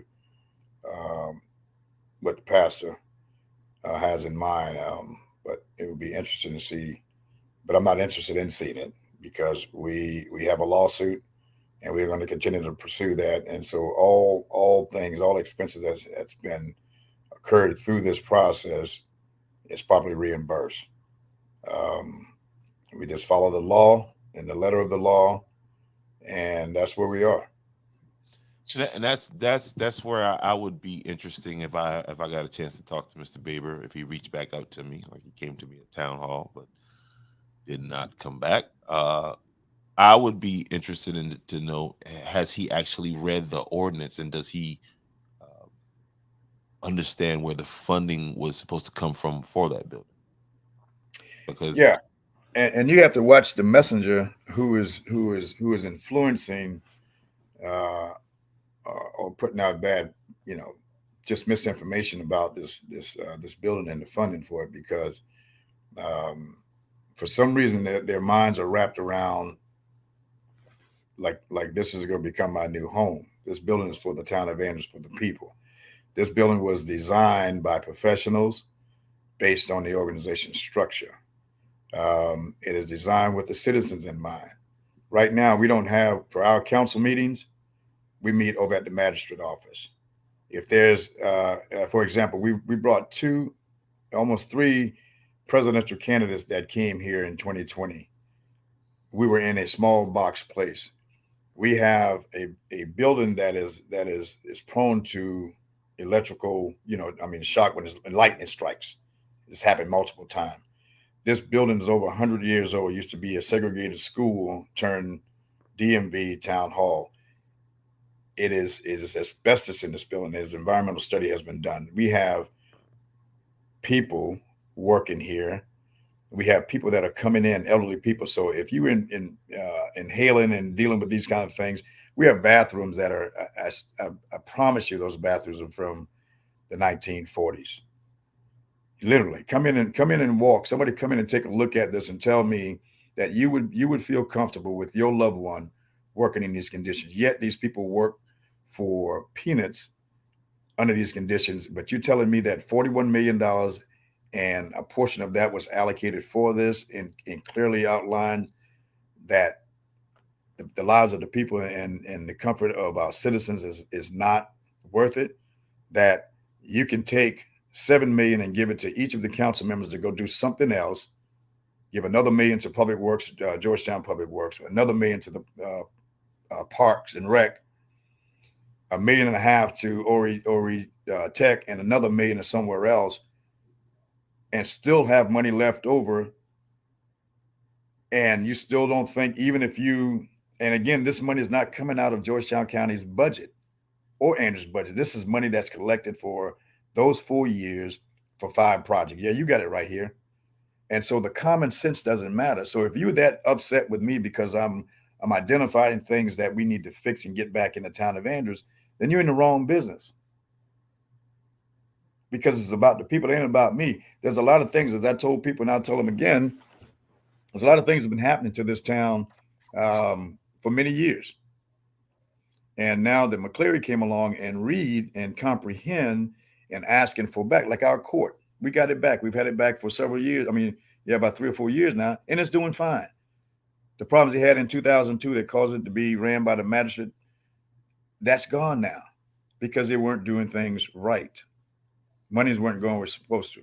We haven't had that problem. We got qualified lawyers or certified lawyers in there run as our judges now. Not just, a guy like MCCLARY trying to be the judge.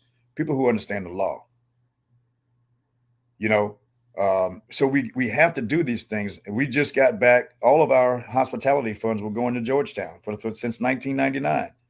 So somewhere in the neighborhood of $60,000 to $70,000, if not more, they were getting every dime of it, and we didn't get a penny back since 99. We just got that back here last month because council went in and voted to repeal what was done in 99 and get our monies back. You look at the value of our property, the value of the town's property is less than anything that Georgetown owns the library, that pavilion, the ballpark over there on off of Olive, and the rec center. So if you go into the assessors and onto Q Public right now, and for example, the town sold that property where the library and the pavilion is to them for $6. $5 for where the library is, and $1 for where the pavilion. Right now, they have Andrews' property assessed, the town hall we're currently in, to include the unfinished building, that's assessed at $223,000. A $3 million building's sitting on. They've already put $3 million in this infrastructure, and wait for it. So you go to the library is assessed at $1.2 million. The pavilion, you're talking about a cover slab of concrete in a bathroom, is assessed at $293,000. $293,000 for a shed where what we're in is $223,000. A shed. You go look at some of the other properties that we own, it's the value is down. Now, again, you look at counties, and I think the ball field is assessed at 1 point something million. So what does Was that this mean? How does that translate? That means that if we needed to go out and get a loan, our property value is we're not going to get much because our property is assessed at such a low rate. has this been brought up to the county administrator? A month ago, when we were discussing the ambulance, when she told us that day that they're not bringing the ambulance back, I also shared with them the value of how they have it assessed, and she seemed to be a little surprised by that. That's the same meeting we also told them that we were going to come back and get our hospitality funds, which we've done, and they were shocked. I said, "How is this so?" She didn't have an answer because she may not have been in the position during that time. But those are the things that are being discovered that people have a problem with. But there's no way that we can get healthy if we don't leverage all of our So resources. Now that's probably why they don't want me take for around. example so take for example the hospitality tax that you speaking about. What Okay, so you're recovering that. How would the town use that? So those monies again are earmarked. Those kind of monies have to go to the streetscape. So if we were getting Imagine for 20, 22 years, and they were applied to what they are designated for, which is again for streetscape, that money's got to go directly to keeping the upgrade, the stuff that we're talking about, me and the opposition in terms of things that need to be done on Main Street. We'd have had money allocated for that, but that was going every dime, every penny to Georgetown.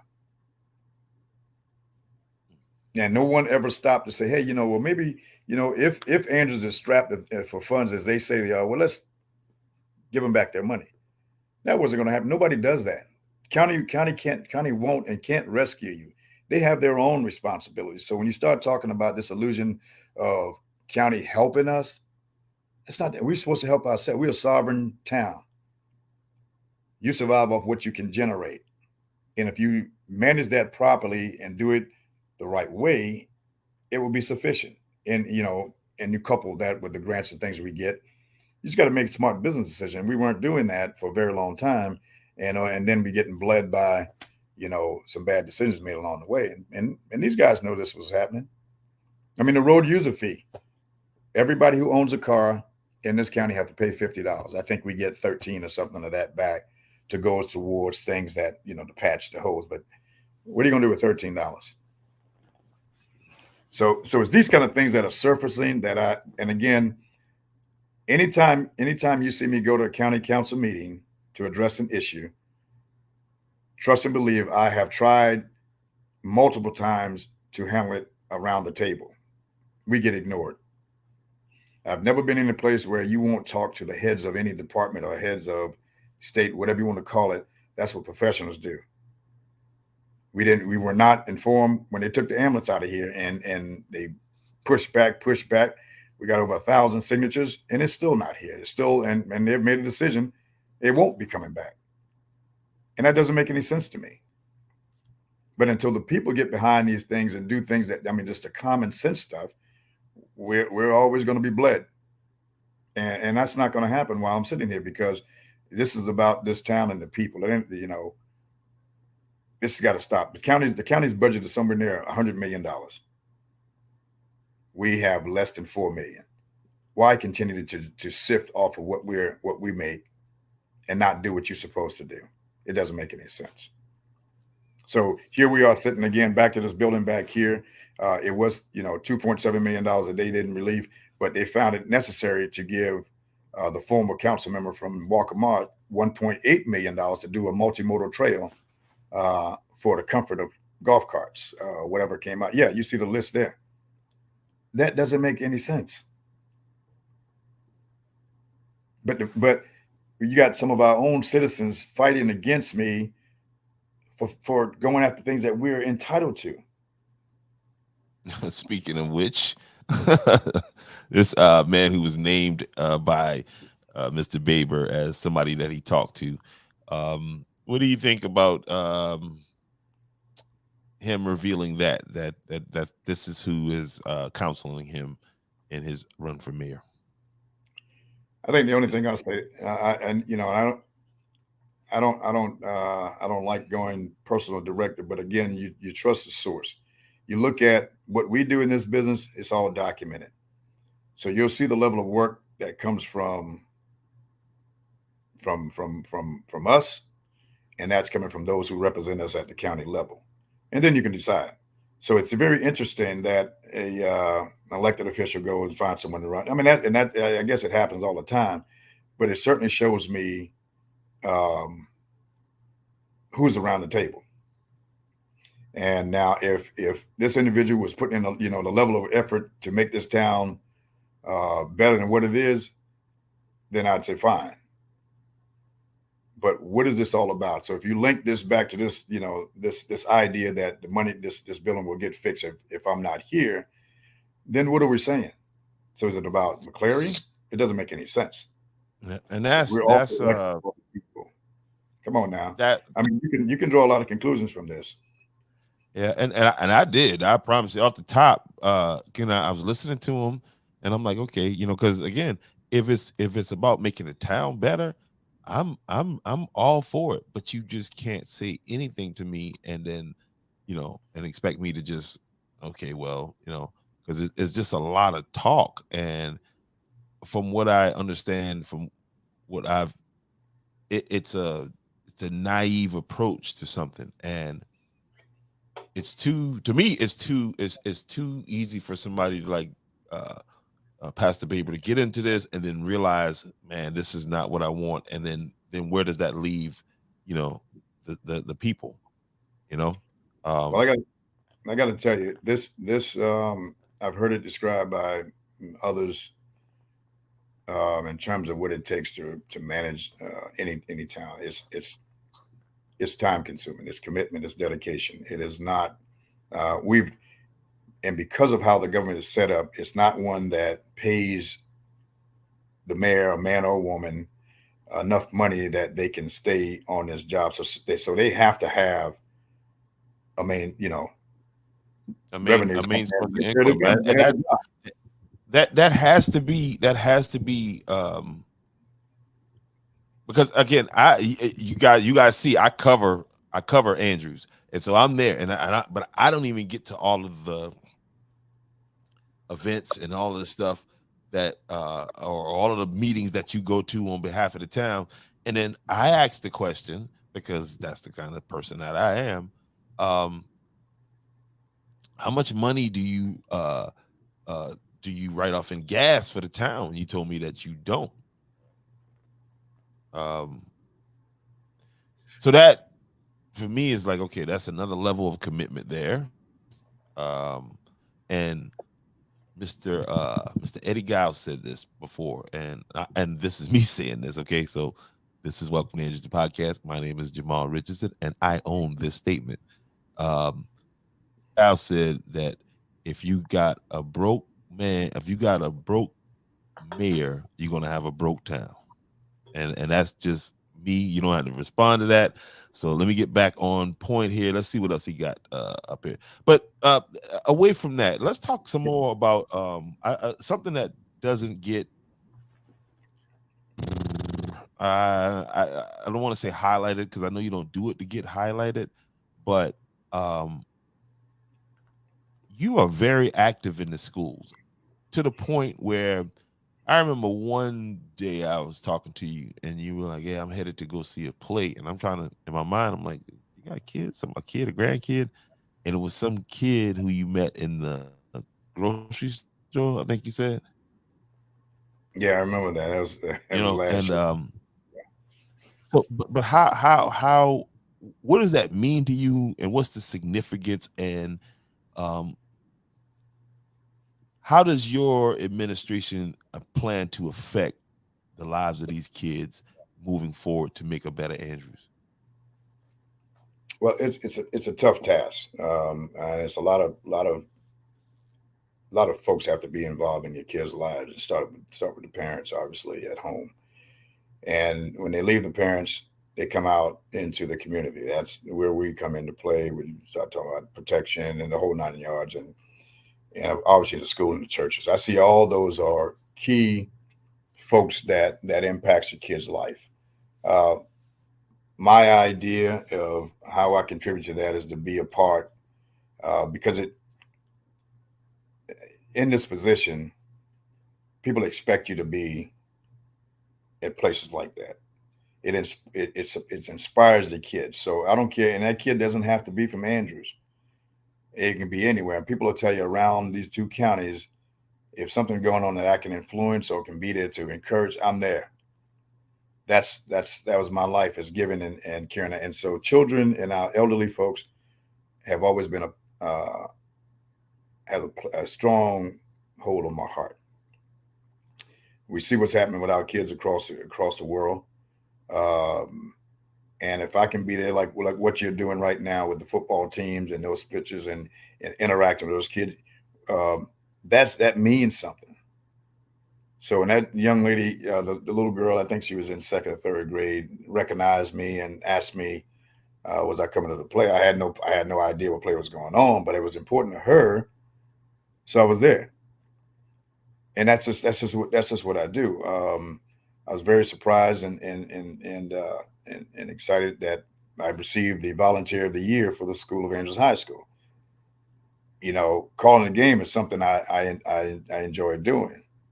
Going out and talking to the kids is something I do. It's important to see your leadership there involved, and taking us the tie off and all that other business and go out there and play basketball, whatever it is to keep them to motivate these children.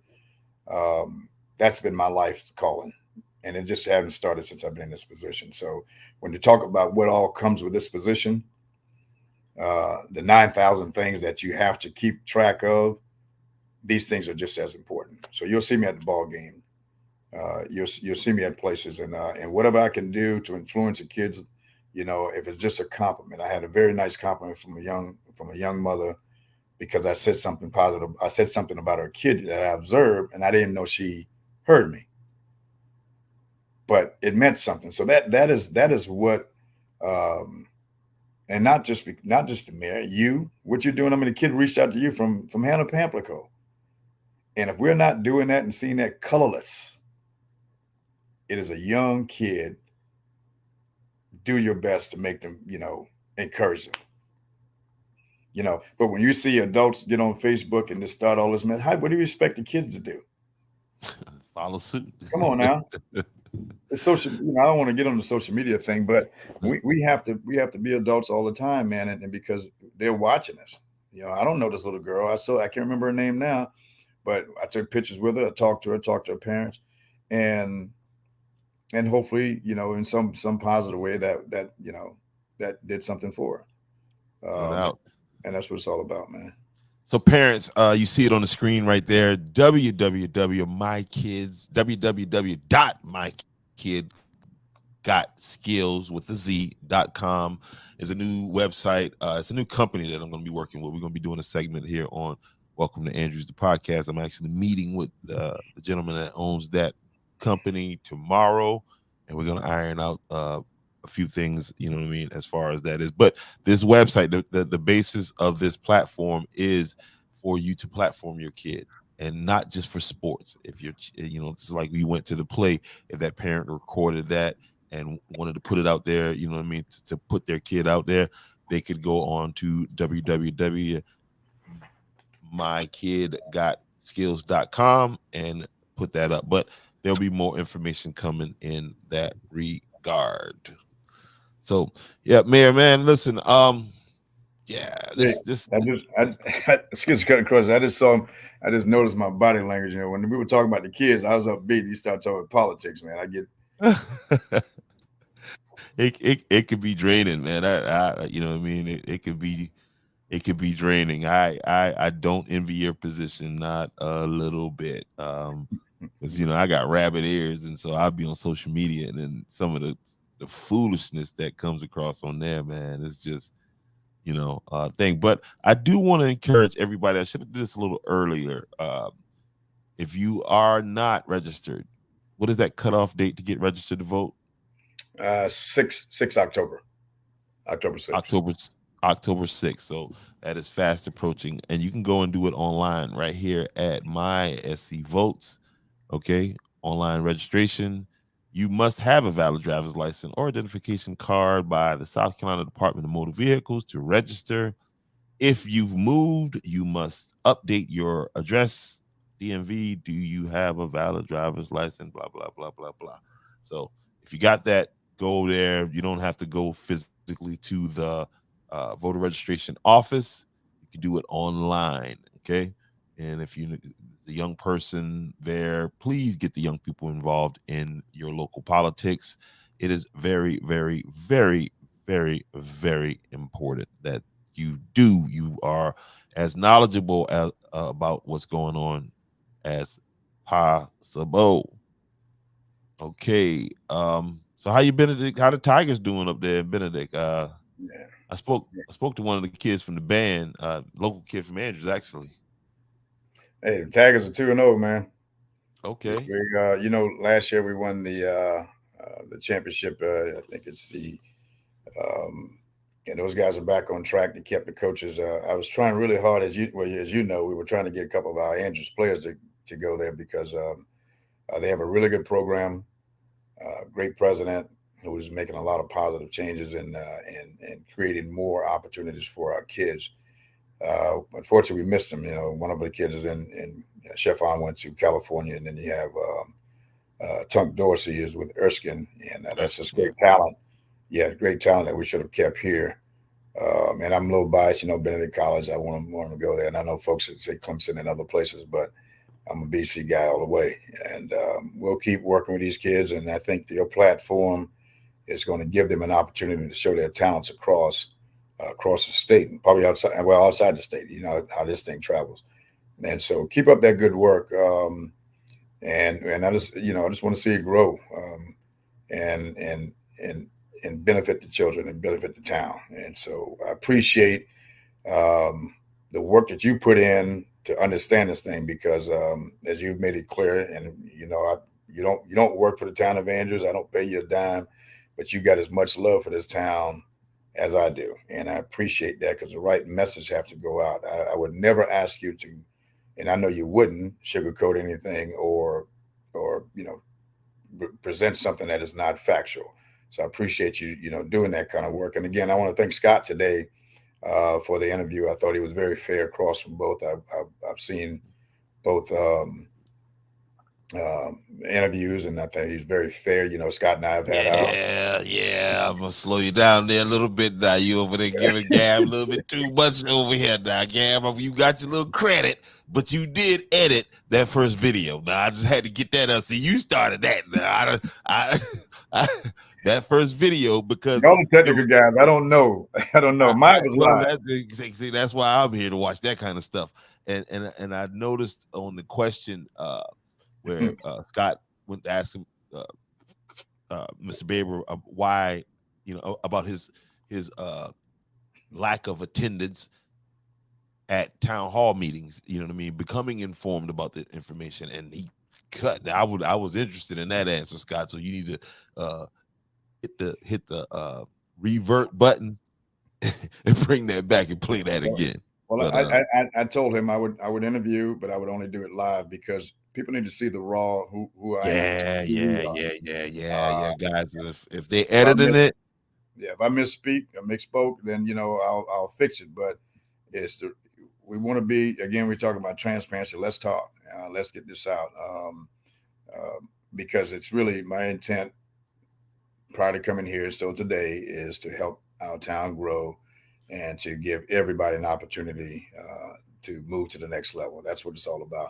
And I think that's something I want to thank you in the town, in town hall, and the town, your administration with is the transparency. Because if I ask and it's within you guys, you guys are, hey, look, here it is right here. You know what I mean? And it'll be something that I'll hear somebody ask out in town, and then I'll go seeking out the information, and you guys have never been like, no, you can't get that. That's why I was kind of thrown off, but I was made to understand what the issue was when they were saying that they couldn't get the town's ordinances and that kind of thing. Yeah, we had a staff for town hall that. meeting. We had a staff for that erred in charging. You never charge for that. So we corrected that. Gave them, so all of the information is available. I enjoy, as you can see here, we've been talking for 2 hours. I enjoy talking about our town. I love it here. I was born on Poplar Street in the house, not in Georgetown County Hospital. So I am Andrews all day. I will give whatever I can to make it the best place. And people know I brag about my town all the time before I got here when I was in the military. So I'm committed. And I want our people to be committed and come together as one. I'm not the enemy, will never be. But if anyone tries to come against Andrews, they got hell in the hand. That's just the bottom line. Because I'm not going to let them take advantage of our town anymore, of our people, and manipulate us. And it's not going to happen. It shouldn't happen. And so we have to protect the lives of this town and our children. And that's what we hear all about. Is it all good? No. I mean, we got things to work through. We got a lot to work through. We got to grow our police department. The chief is doing a great job at that. As I told Scott today, we fully trained 10 officers over the last 8 years. But again, they have the right to go where they want to. Those 10 officers now reside in several of them in the city of Georgetown and police department, and the sheriff has the other. So if you're going to take my officers, then do the job. No, that's really not what it is. It's really the freedom to go where you want to go. But we are in a competitive. It's a competitive field and people, they have to take care of their family, so they're going to go where the money is.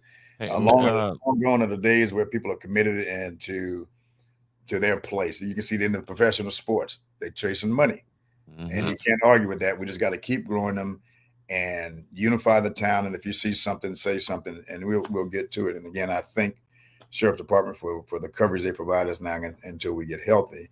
And I will tell you, and I'll shut up here in a second. A lot of the bickering is at my level and above. Those officers work very closely together. Same thing for the first responders. It's when you get into the political part of it where we start to butt heads. But those men and women are making it happen, and I'm very happy about that. And then prayerfully, guys at my level and above, we can come together and do the same things that the guys are making it happen on the ground. That's where the rubber meets the road. So I appreciate them for that. No doubt. And in this political season, to the people of Andrews, right? I still need the people of Andrews to stay focused, because as we go through this process, this election process, and I'm going to be reaching out to, we got quite a few people running for town council. Okay. That's Miss Amy Flagler, who's currently on the council. Rob Stamper's up. Jamie Altman's up.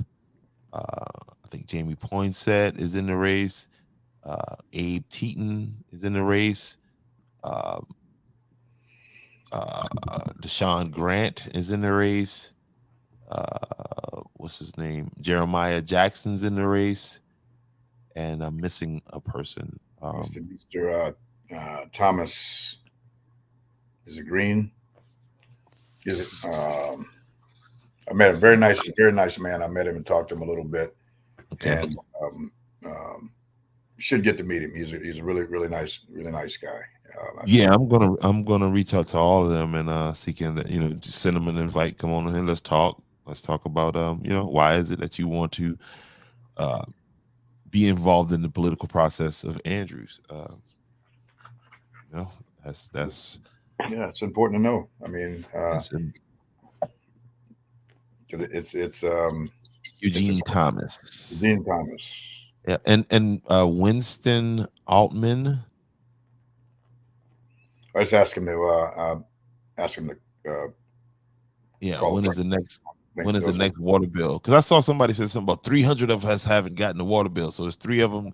How I mean 300? How yeah, that was and we put that out. We explained that to them because again, a lot of these meters were not being read and other things. So we separate that and put it into a different file and we'll deal with that separately. But the rest of them are back on back on track and should be out this week. I think, if I'm not mistaken, they probably been mailed yesterday, but I'm So guessing. it's We'll check with the water department in the morning. how many total accounts do you guys service? Over 1,600, and it And, could be various things with it. It's not all one and the same. It's not it's not one of those things I think I heard someone say about bringing somebody else in to check it out. That's not how. That's like having me check your engine. I'm not a mechanic, and I may be an expert on one system and not the other. It's just not one size fit all. So the best thing was how we did it. Got in new people, got them trained properly, and now they've gone through that process. It got us to where we were last month, and then it will take us forward. The challenge is now building some depth. Getting other people trained because people transition. Sometimes in a moment's notice or no notice at all, and having that continuity there, and so that's important. and what is that challenge? Because I that's one of the thing Baber said is that he's going to get these people in and you know what I mean, build this strong staff.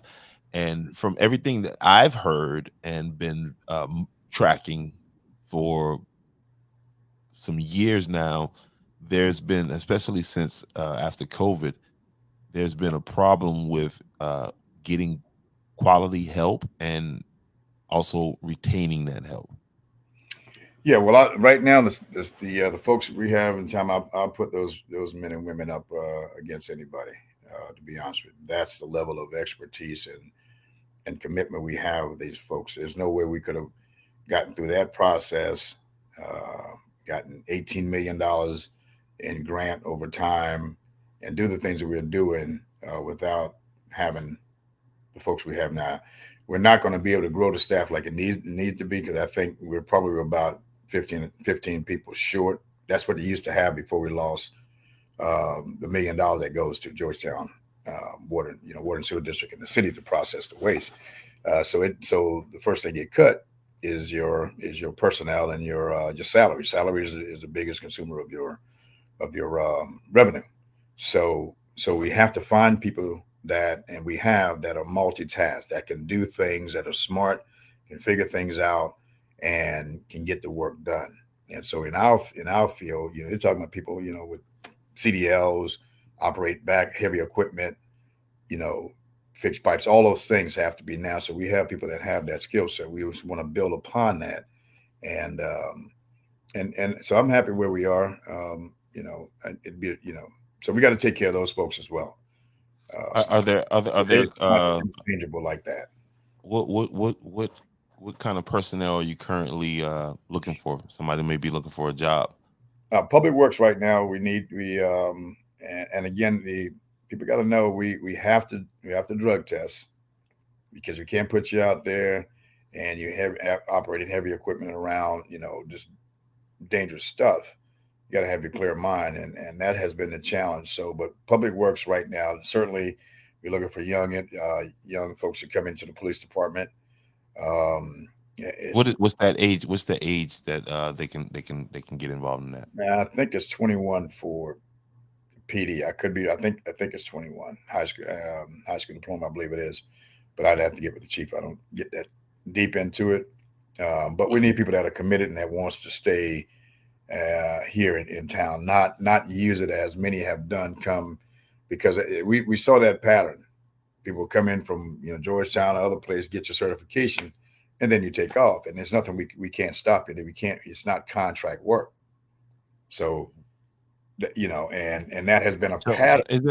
is there such a thing as like when truckers, I know, like, so if you go to trucking school you can't work for another company for 2 years. Is there so there's no deals like that in place? Yeah, well, the academy there is if again you can't stop them, but if that officer transfer within a 2-year period, that gaining department would have to pay the fees for their training. All monies when they went into the school and Oh, now okay, training. okay. So You're talking about if I got you, if you got an office and he got trained and I poached him, my words, not yours, and I poached him prior to him being with you for 2 years, I gotta pay for his training. And it's about 10 grand or less, depends on what his salary, his or her salary is. So it's it's worth not it a lot of times. So it's if worth I it a can lot go of out and, times. if I can go out and purchase a trained officer with 10,000, they come over, and that'll be great. But that's not how it works, because you're gonna get them, and then you'll pay them more money, because again, you're talking about big agencies. Do you run the police department? No. Because I gotta ask. I mean, because I saw somebody posted a video today. It was like, listen, you need to get your crime fighter thing on, because it was some people, on their video. So how does that work? A little civics lesson, real fast. How does that work? You are the mayor. Yeah, I'm the boss. That position is the supervisor, right? My boss. Yeah, that's who runs it. That's who makes it. This guy's 30 years. Okay, 30 years in the business. He don't need a whole lot of coaching and teaching. We ensure that he have the resources to get what he needs. We go out and find those things like any other organization. If he says, "Sir, this is what I need to make things happen," we'll make sure it's within the budget, and we go out and get it. Or we go find the funds. That's our job, to go find the fund. We're the HR. Same thing for public works. And you set the agenda too with that, right? No. Hey, it's amazing what some people post, and it just doesn't pass a common sense test. Oh, man. The people comment on it. I'm like, we have to be better than this. We have to be a little bit more informed. Posting things like that just doesn't. For example, there's 5,000 officers short in the state of South Carolina. 5,000 people are leaving the profession for whatever reasons. So everyone is competing for that small population of officers.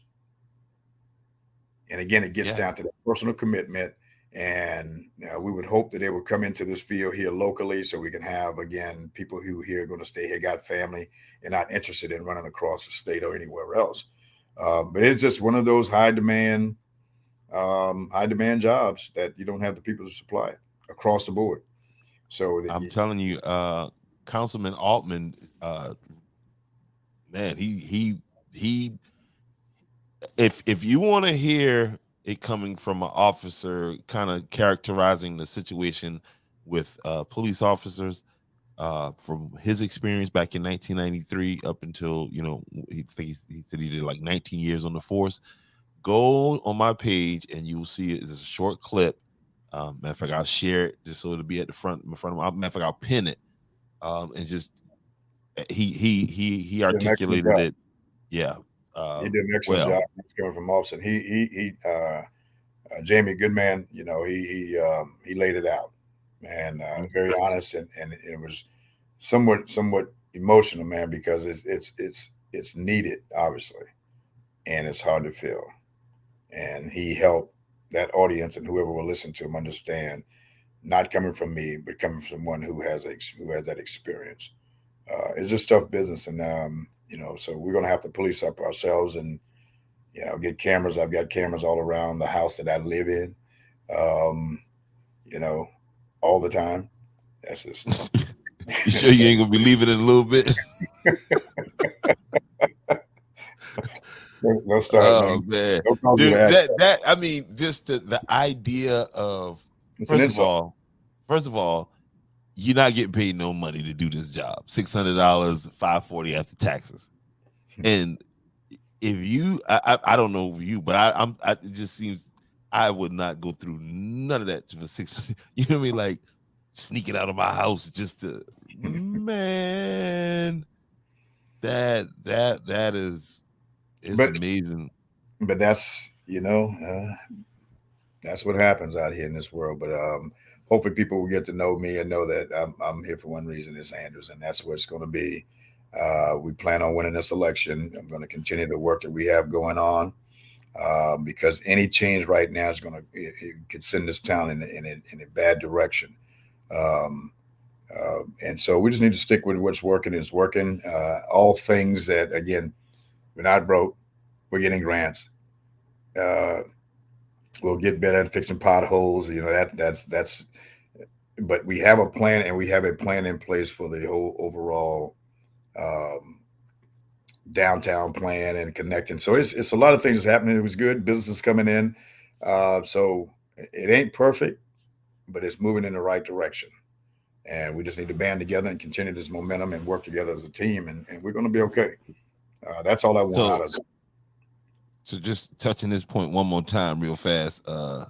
Because you're you, right? because I'm me. It's just here. This campaign platform. He's going to lower crime, and it says the way he's going to do it. He's going to see it, say it, and solve it. I know that seems like that's somebody else's campaign, some kind of slogan or whatever. But yeah. So and again, you're not like, because I know some people would call you. I remember one time you mentioned that instead of calling 911, they would call you, and instead of calling the water department, they call you. But anyway, just don't even respond to that. I'm not. But to your point, man, we have great directors and chiefs, and they're all doing a fine job. And so be patient. If we miss things go a little longer in terms of your work order, the young lady at the window will take care of you, get things fixed. So it's not perfect. We're going to miss things, but it's not by design. I will not. And I know we don't have anybody on the staff that just do things out of spite. And so let's stick with the process. The process is working. Oh man, you got a button up there. Huh? Hey, there you go. Hey, this thing is really right now for me. It's about Andrews. I used to. It was all about the red, white, and blue. That's big. My heart is still. I'm a patriot all the way. But this term, as always, it's going to be Andrews, but you just need to know that I'm in it. I'm in it to make it better. We have a plan in place, and it does not need to change directions because it will cause a problem. Don't underestimate the level of work that's required to do this job, and the things that's missing. We don't need a shift unnecessarily, and so. And I mean, me following Andrew's politics as long as I've followed it. The job has never been done in this manner. There's never been this level of detail taken in this job, and you can just the proof is in the pudding. Follow the numbers. I just ask that everybody, and I mean, that's obviously where I am, because I've been here and I'm seeing it. And again, Mr. Baber, come on up. I'll put your stuff up here. We can have a conversation and we can talk. We'll talk about all we can talk about is what you said. Okay. And and to be honest with you, sir, you ain't said much, but definitely this platform is definitely there. So I've had this young lady sitting in the back here. I'm gonna bring her up here real fast and see if she has a question or two for you. I'm not gonna hold you much longer. We already been running. I'm 2 good. hours. I'm where I reside, so I'm not going anywhere. Okay, I was just making sure. You sound like you're concerned about my travel. Yeah, you got to be there. What I'm just trying to get. Technically, if you stay there for another 42 minutes, 12:01, then you stayed there. Hold on, let me bring her up on. And she is representing the Bloomingville community. And so I don't know if she's done fell asleep, but I see her mic is on mute. Bloomingville 29510. I'm actually present. How are you guys tonight? Just well. Hey, what's going on there, man? Hey, how are you? How are you tonight, Mary Frank? I'm doing well. Wonderful. I enjoyed your interview tonight. It was very informative, and I'm hoping that the people do understand the importance of your role and your leadership in the town of Andrews, and just comply and let you lead. Because your work, it speaks for yourself. Well, thank you, ma'am. And I'm encouraging everybody to just get on board and, decrease the bickering and follow. Yes, ma'am. I appreciate it. And I want to say you all in Bloomingville, you guys have a great community. I see part of your 4th of July celebration, the parade, and to see communities coming together. And I see that in all the other unincorporated areas like out in Lanes or Blakely, Sampit. You know, I was a part of their parade. So that's the those are key. That's key when you don't have like a government there with you. But you guys, as community leaders, are coming together and making things happen. And so, and to be honest with you, I'm a little envy because I see some of your parades and your activity are bigger than ones in Andrews. And Well, you know what it's called? Like how you say, you get on the ground and you do the groundwork and you make the connections. Yes, ma'am. You staying involved in the community, being transparent, and that's what is required. Awesome. And I appreciate your views. Thank you, ma'am. Thank you for your kind words. No diggity. So Miss Jerry Davis says it's amazing how politics can bring out a person's true color of who they are. That's what she said right here. Typo. She meant to say they, not they. Yeah, it is. And you know, for me, I'm watching, right? And you know, of course, that's what I do. I watch Facebook. And some of the people who they one person in particular understands, because I've seen them there at meetings. They understand the issue of the poor leadership throughout the county, and it's poor leadership. I think they work to be poor leaders. That may sound counterproductive, but they know that the leadership is not responsive to the people in the county. All you got to do is go to county council meeting for any period of time, and you quickly realize that there is a disconnect between that council and the people. There's nobody on that council who can say that they are a representative of the people. Okay. Every Carolina, he'll purport himself to be a representative of the people until you actually start talking to the people. And for that person to, you know, and I covered the issue that they had in their community, and to just side with somebody for reasons that, like, you can't honestly sit here and say this person is saying, or you know, saying is making any sense in what they're saying. But you know what I mean? It's like they'll choose. It's tribal. It gets to be tribal at that point. Yeah, you know, we can, yeah, we have to do better, man. It's and remove ourselves from the equation, and do what's right for the people. That's all it is. And I challenge any of them to try to outwork me for their community, and we just go after, just try to, you know, make that a competition. What can we do better, you know, and let's go from there. I think this county can be one of the best in the 46, very competitive with the 46 that are the other 45, I should say, in the state. But it's not. We're not working together. I mean, we gotta get past this thing again, and we could be one of those thriving counties, because I see how just the south of us, Berkeley County, Charleston County, you see them make use of that penny tax all the time. It's like they always got a penny tax coming, and it's some new project that they got going up, you know what I mean? And it's just for the greater good of that county. And because Georgetown County is bogged down in litigation, and it's through negligence. It's through just negligence. I mean, look again, bring up Austin Beard and how accepting and how they circled a wagon, you know, in his defense, even though he was dead wrong in what he was doing. Those you can't move forward like that. No, and so people are getting involved today. That's People why. have questions, and so just keep your hands above the table. Yep. All right, so listen, man, I'm about to put a wrap on this thing right here. Let me see if Bloomingville has anything else to say. Do you have anything else you want to add before we get out here? Do you want to tell us about anything you got going on in the Bloomingville community?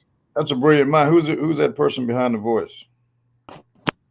This is Kamika you're speaking with, Hey, Miss representing Kamika. Bloomingville community. Okay, that's right. This is I. Oh yes, we do have some upcoming community events coming up in October. It's going to be hosted by New Life Outreach. It's going to be our little community fall festival, petting zoo, face painting, those type of fall activities. Following that's going to take place on the 28th, that Saturday, or the 29th, whichever date the Saturday falls on. That's going to take place at 80 to 92 Thurgood Marshall at the Boonville Community Center. In addition to that, that's going to take place from, I'm sorry, let me go back. It's going to take place from 12 to 6 p.m. that day. And then from 6 p.m. to 9, we're going to do a community trunk or treat with Halloween activities right 1 mile down the street, more additional festivities, popcorn, ices, all types of stuff, activities for the children in the area. Um, and upcoming, we'll be doing something for the seniors as well, trying to host recreation more so at the community center. And those dates will be scheduled upcoming at our next community meeting, which is the third Thursday of each month. So if anybody from Bloomingville community is listening or surrounding areas, join us. You said third Thursday? Yes, third Thursday of each month. Oh, that's my council meeting. Yes, you guys meeting as well. So that's kind of like a overall thing. So we do understand, but we try to support it one way or another. If we can, somebody will be there in the capacity and representation. Okay, excellent. You know, I'm there. If I can be there, you know, I'll be on the road. We appreciate it. Yes, ma'am. It's the thought that matters. And thank you for what you're doing and taking the lead of things in your community. Listen, this wasn't a very easy role. Still not an easy role, but you know we have very good people in place working together, people oriented, family oriented type of setting. And our goal is to reach the families, unite the families and the children in our areas, in addition to the support of the seniors as well. So it's keeping unity not only within our community but throughout all the communities. Well said. Well Thank said. you. Great work. No I'm diggity taking up your down. job. Hey, you know I'm gonna have to drop a bomb on that one right there. You know what I mean? So and there you go. You see that right there, Kamika? Uh-oh. He finally woke up, huh? 10-4. All right, guys. I'm in the show. No doubt. All right. Take care now. So yeah, again, real fast before we get off, man, I just wanted to again, while there's still fights that we still have to stay focused on. I know right now Georgetown County Council is probably happy. They're like, oh, he's not talking about us, you know, and every day, but just in case y'all forgot. Georgetown County Administrator Angela Christian has made the decision to not return EMS to the town of Andrews, South Carolina, despite legitimate concerns of the town's citizens about crucial delays in response times because Current of the location of 5 miles outside of the town limit. Miss Christian has never been to the town in Andrews, yet she's making crucial life and death decisions affecting the people of Andrews. Now she's being given a raise in her salary. The question is why? Everett, Carolina and Raymond Newton were both useless as usual when it comes to Andrews. Getting some movement on the four-way stop right there by Ebenezer Church, but these are just two of a few more issues that we need to, as citizens, okay, despite wherever you stand at in this mayoral election, you are a citizen of the town and your health and safety is at risk, okay? And you know, it happened real time for my grandfather here recently. Again, he's fine, and I think everybody that keeps asking and checking about him, but it's not about him. It's about you. It's about your family member. It's about, you know, that baby that's gonna need that EMS to be there. You know, so that whole system needs to be worked over in the county, in my opinion. But it's gonna take citizen action. We're gonna have to stay involved on that thing. But anyway, Mayor, any last parting words? I know we covered a lot here. Again, I just wanted to get on, man, and just give you some time to talk in long form and kind of walk out some of these things and deal with some of these Scott said the rumor mill. Yeah, no, I appreciate it. I try not to get involved in the social media battles and those things like that. I see what's happening out there, but this platform today, just being able to talk about it is a relief, especially when you're falsely accused of not doing certain things, or you're not working, things not happening when it's right there around you. That's going on, and it yeah, I wouldn't say it doesn't bother me to some degree, but again, I get an opportunity to come on and talk and show where we are and where we're going. This is a system. This is a systematic approach to this thing, and so you just got to trust the process. Knowing that I am 100% committed. I have not been encouraged by anybody else but myself to be here, and I appreciate those who have been supportive and helpful. And we're going to continue this. So I'm asking for everyone's support in this upcoming election, to vote for McClary again, to continue this work. And as you look at these council members, um, it's important that we have the right council members as well. So there, as Mr. Jamal, you just mentioned, there are eight candidates for 3 seats, and so if hopefully you will get the opportunity, on this platform and others, that people can get to know who they are, because it's important to have the right mix of people with the right folks. Absolutely. I'm talking Absolutely. about their work and represents the town, and it's not this, yeah. So it's important. Absolutely. Effort. I want to thank Mayor Pro Tem, Mr. Eddie Lee. Man, that guy works hard. You know him. You should have him on sometime. I guarantee you, he can share some things. If I can catch him not working, not, you know what I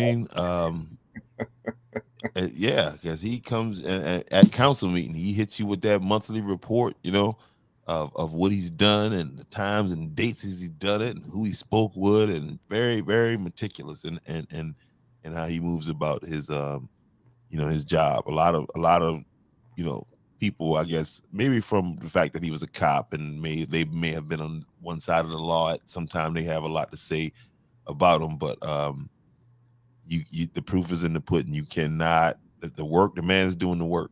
So if you're not out there doing the work, probably shouldn't say, you probably should just tell him thank you and just keep it moving, because he is a hard worker for the town of Andrews. And I promise you the pay doesn't match the work, so it is not about the money for him. Nah, he works hard. He's already called me about 2 or 3 times. I haven't answered me. He's probably knocking on the door here soon. But, I appreciate his support, and his not for me, it's for this community, because he keeps a lot of things moving in the right direction. So it's time to vote. And again, I ask for all of you all to vote McClary come November 7th. Get yourself registered before the 6th of October, and let's come together as a community. And you'll see when we do that, there's nothing can stop Andrews from becoming one of the best municipalities in this state. Okay, so that's where we are. And they'll hear more from me. This is kind of like not necessarily a kickoff, but once I'm invited to talk, I can go and I can tell you about Andrews, and so we're off to the races. All right, there he is, the mayor of Andrews, South Carolina. Give him a round of applause in here real fast. We appreciate you, sir, and we'll be talking with you on the other side. Thank you very much. All right. Yep. All right, guys, there it is, man. So somebody reach out to Dean Baber, hit the inbox, and we can do this, man. We can go 2 hours, an hour, or whatever, you know what I mean? Just come on, let's have this conversation, my man. Again, this is Welcome to Andrews, the podcast. Please, I definitely agree right there. I definitely agree with you right there. Please hit that like button. If you're not following me, hit that follow button. Follow Welcome to Andrews, the podcast. Again, if you hit that like button, it helps get this out to more people. The more we can inform, the better we are going to be as a unit. Again, this Friday night, Andrews Yellow Jackets will be at Weber Rao Field, aka from my days, we used to call it the Terra Dome. That's what we named it, the Terra Dome. I don't know what them kids call it today, but whatever it is, just be there. And you're gonna see my man, the man child right there, number 65. Oh, Davy Yon. Putting the smack down. You see my man Riley Jordan right there in the trenches. This week's player of the week, of course, was the young man AJ Lee, and the player to watch, which this kid could be that every week. I'm just keeping it real with you.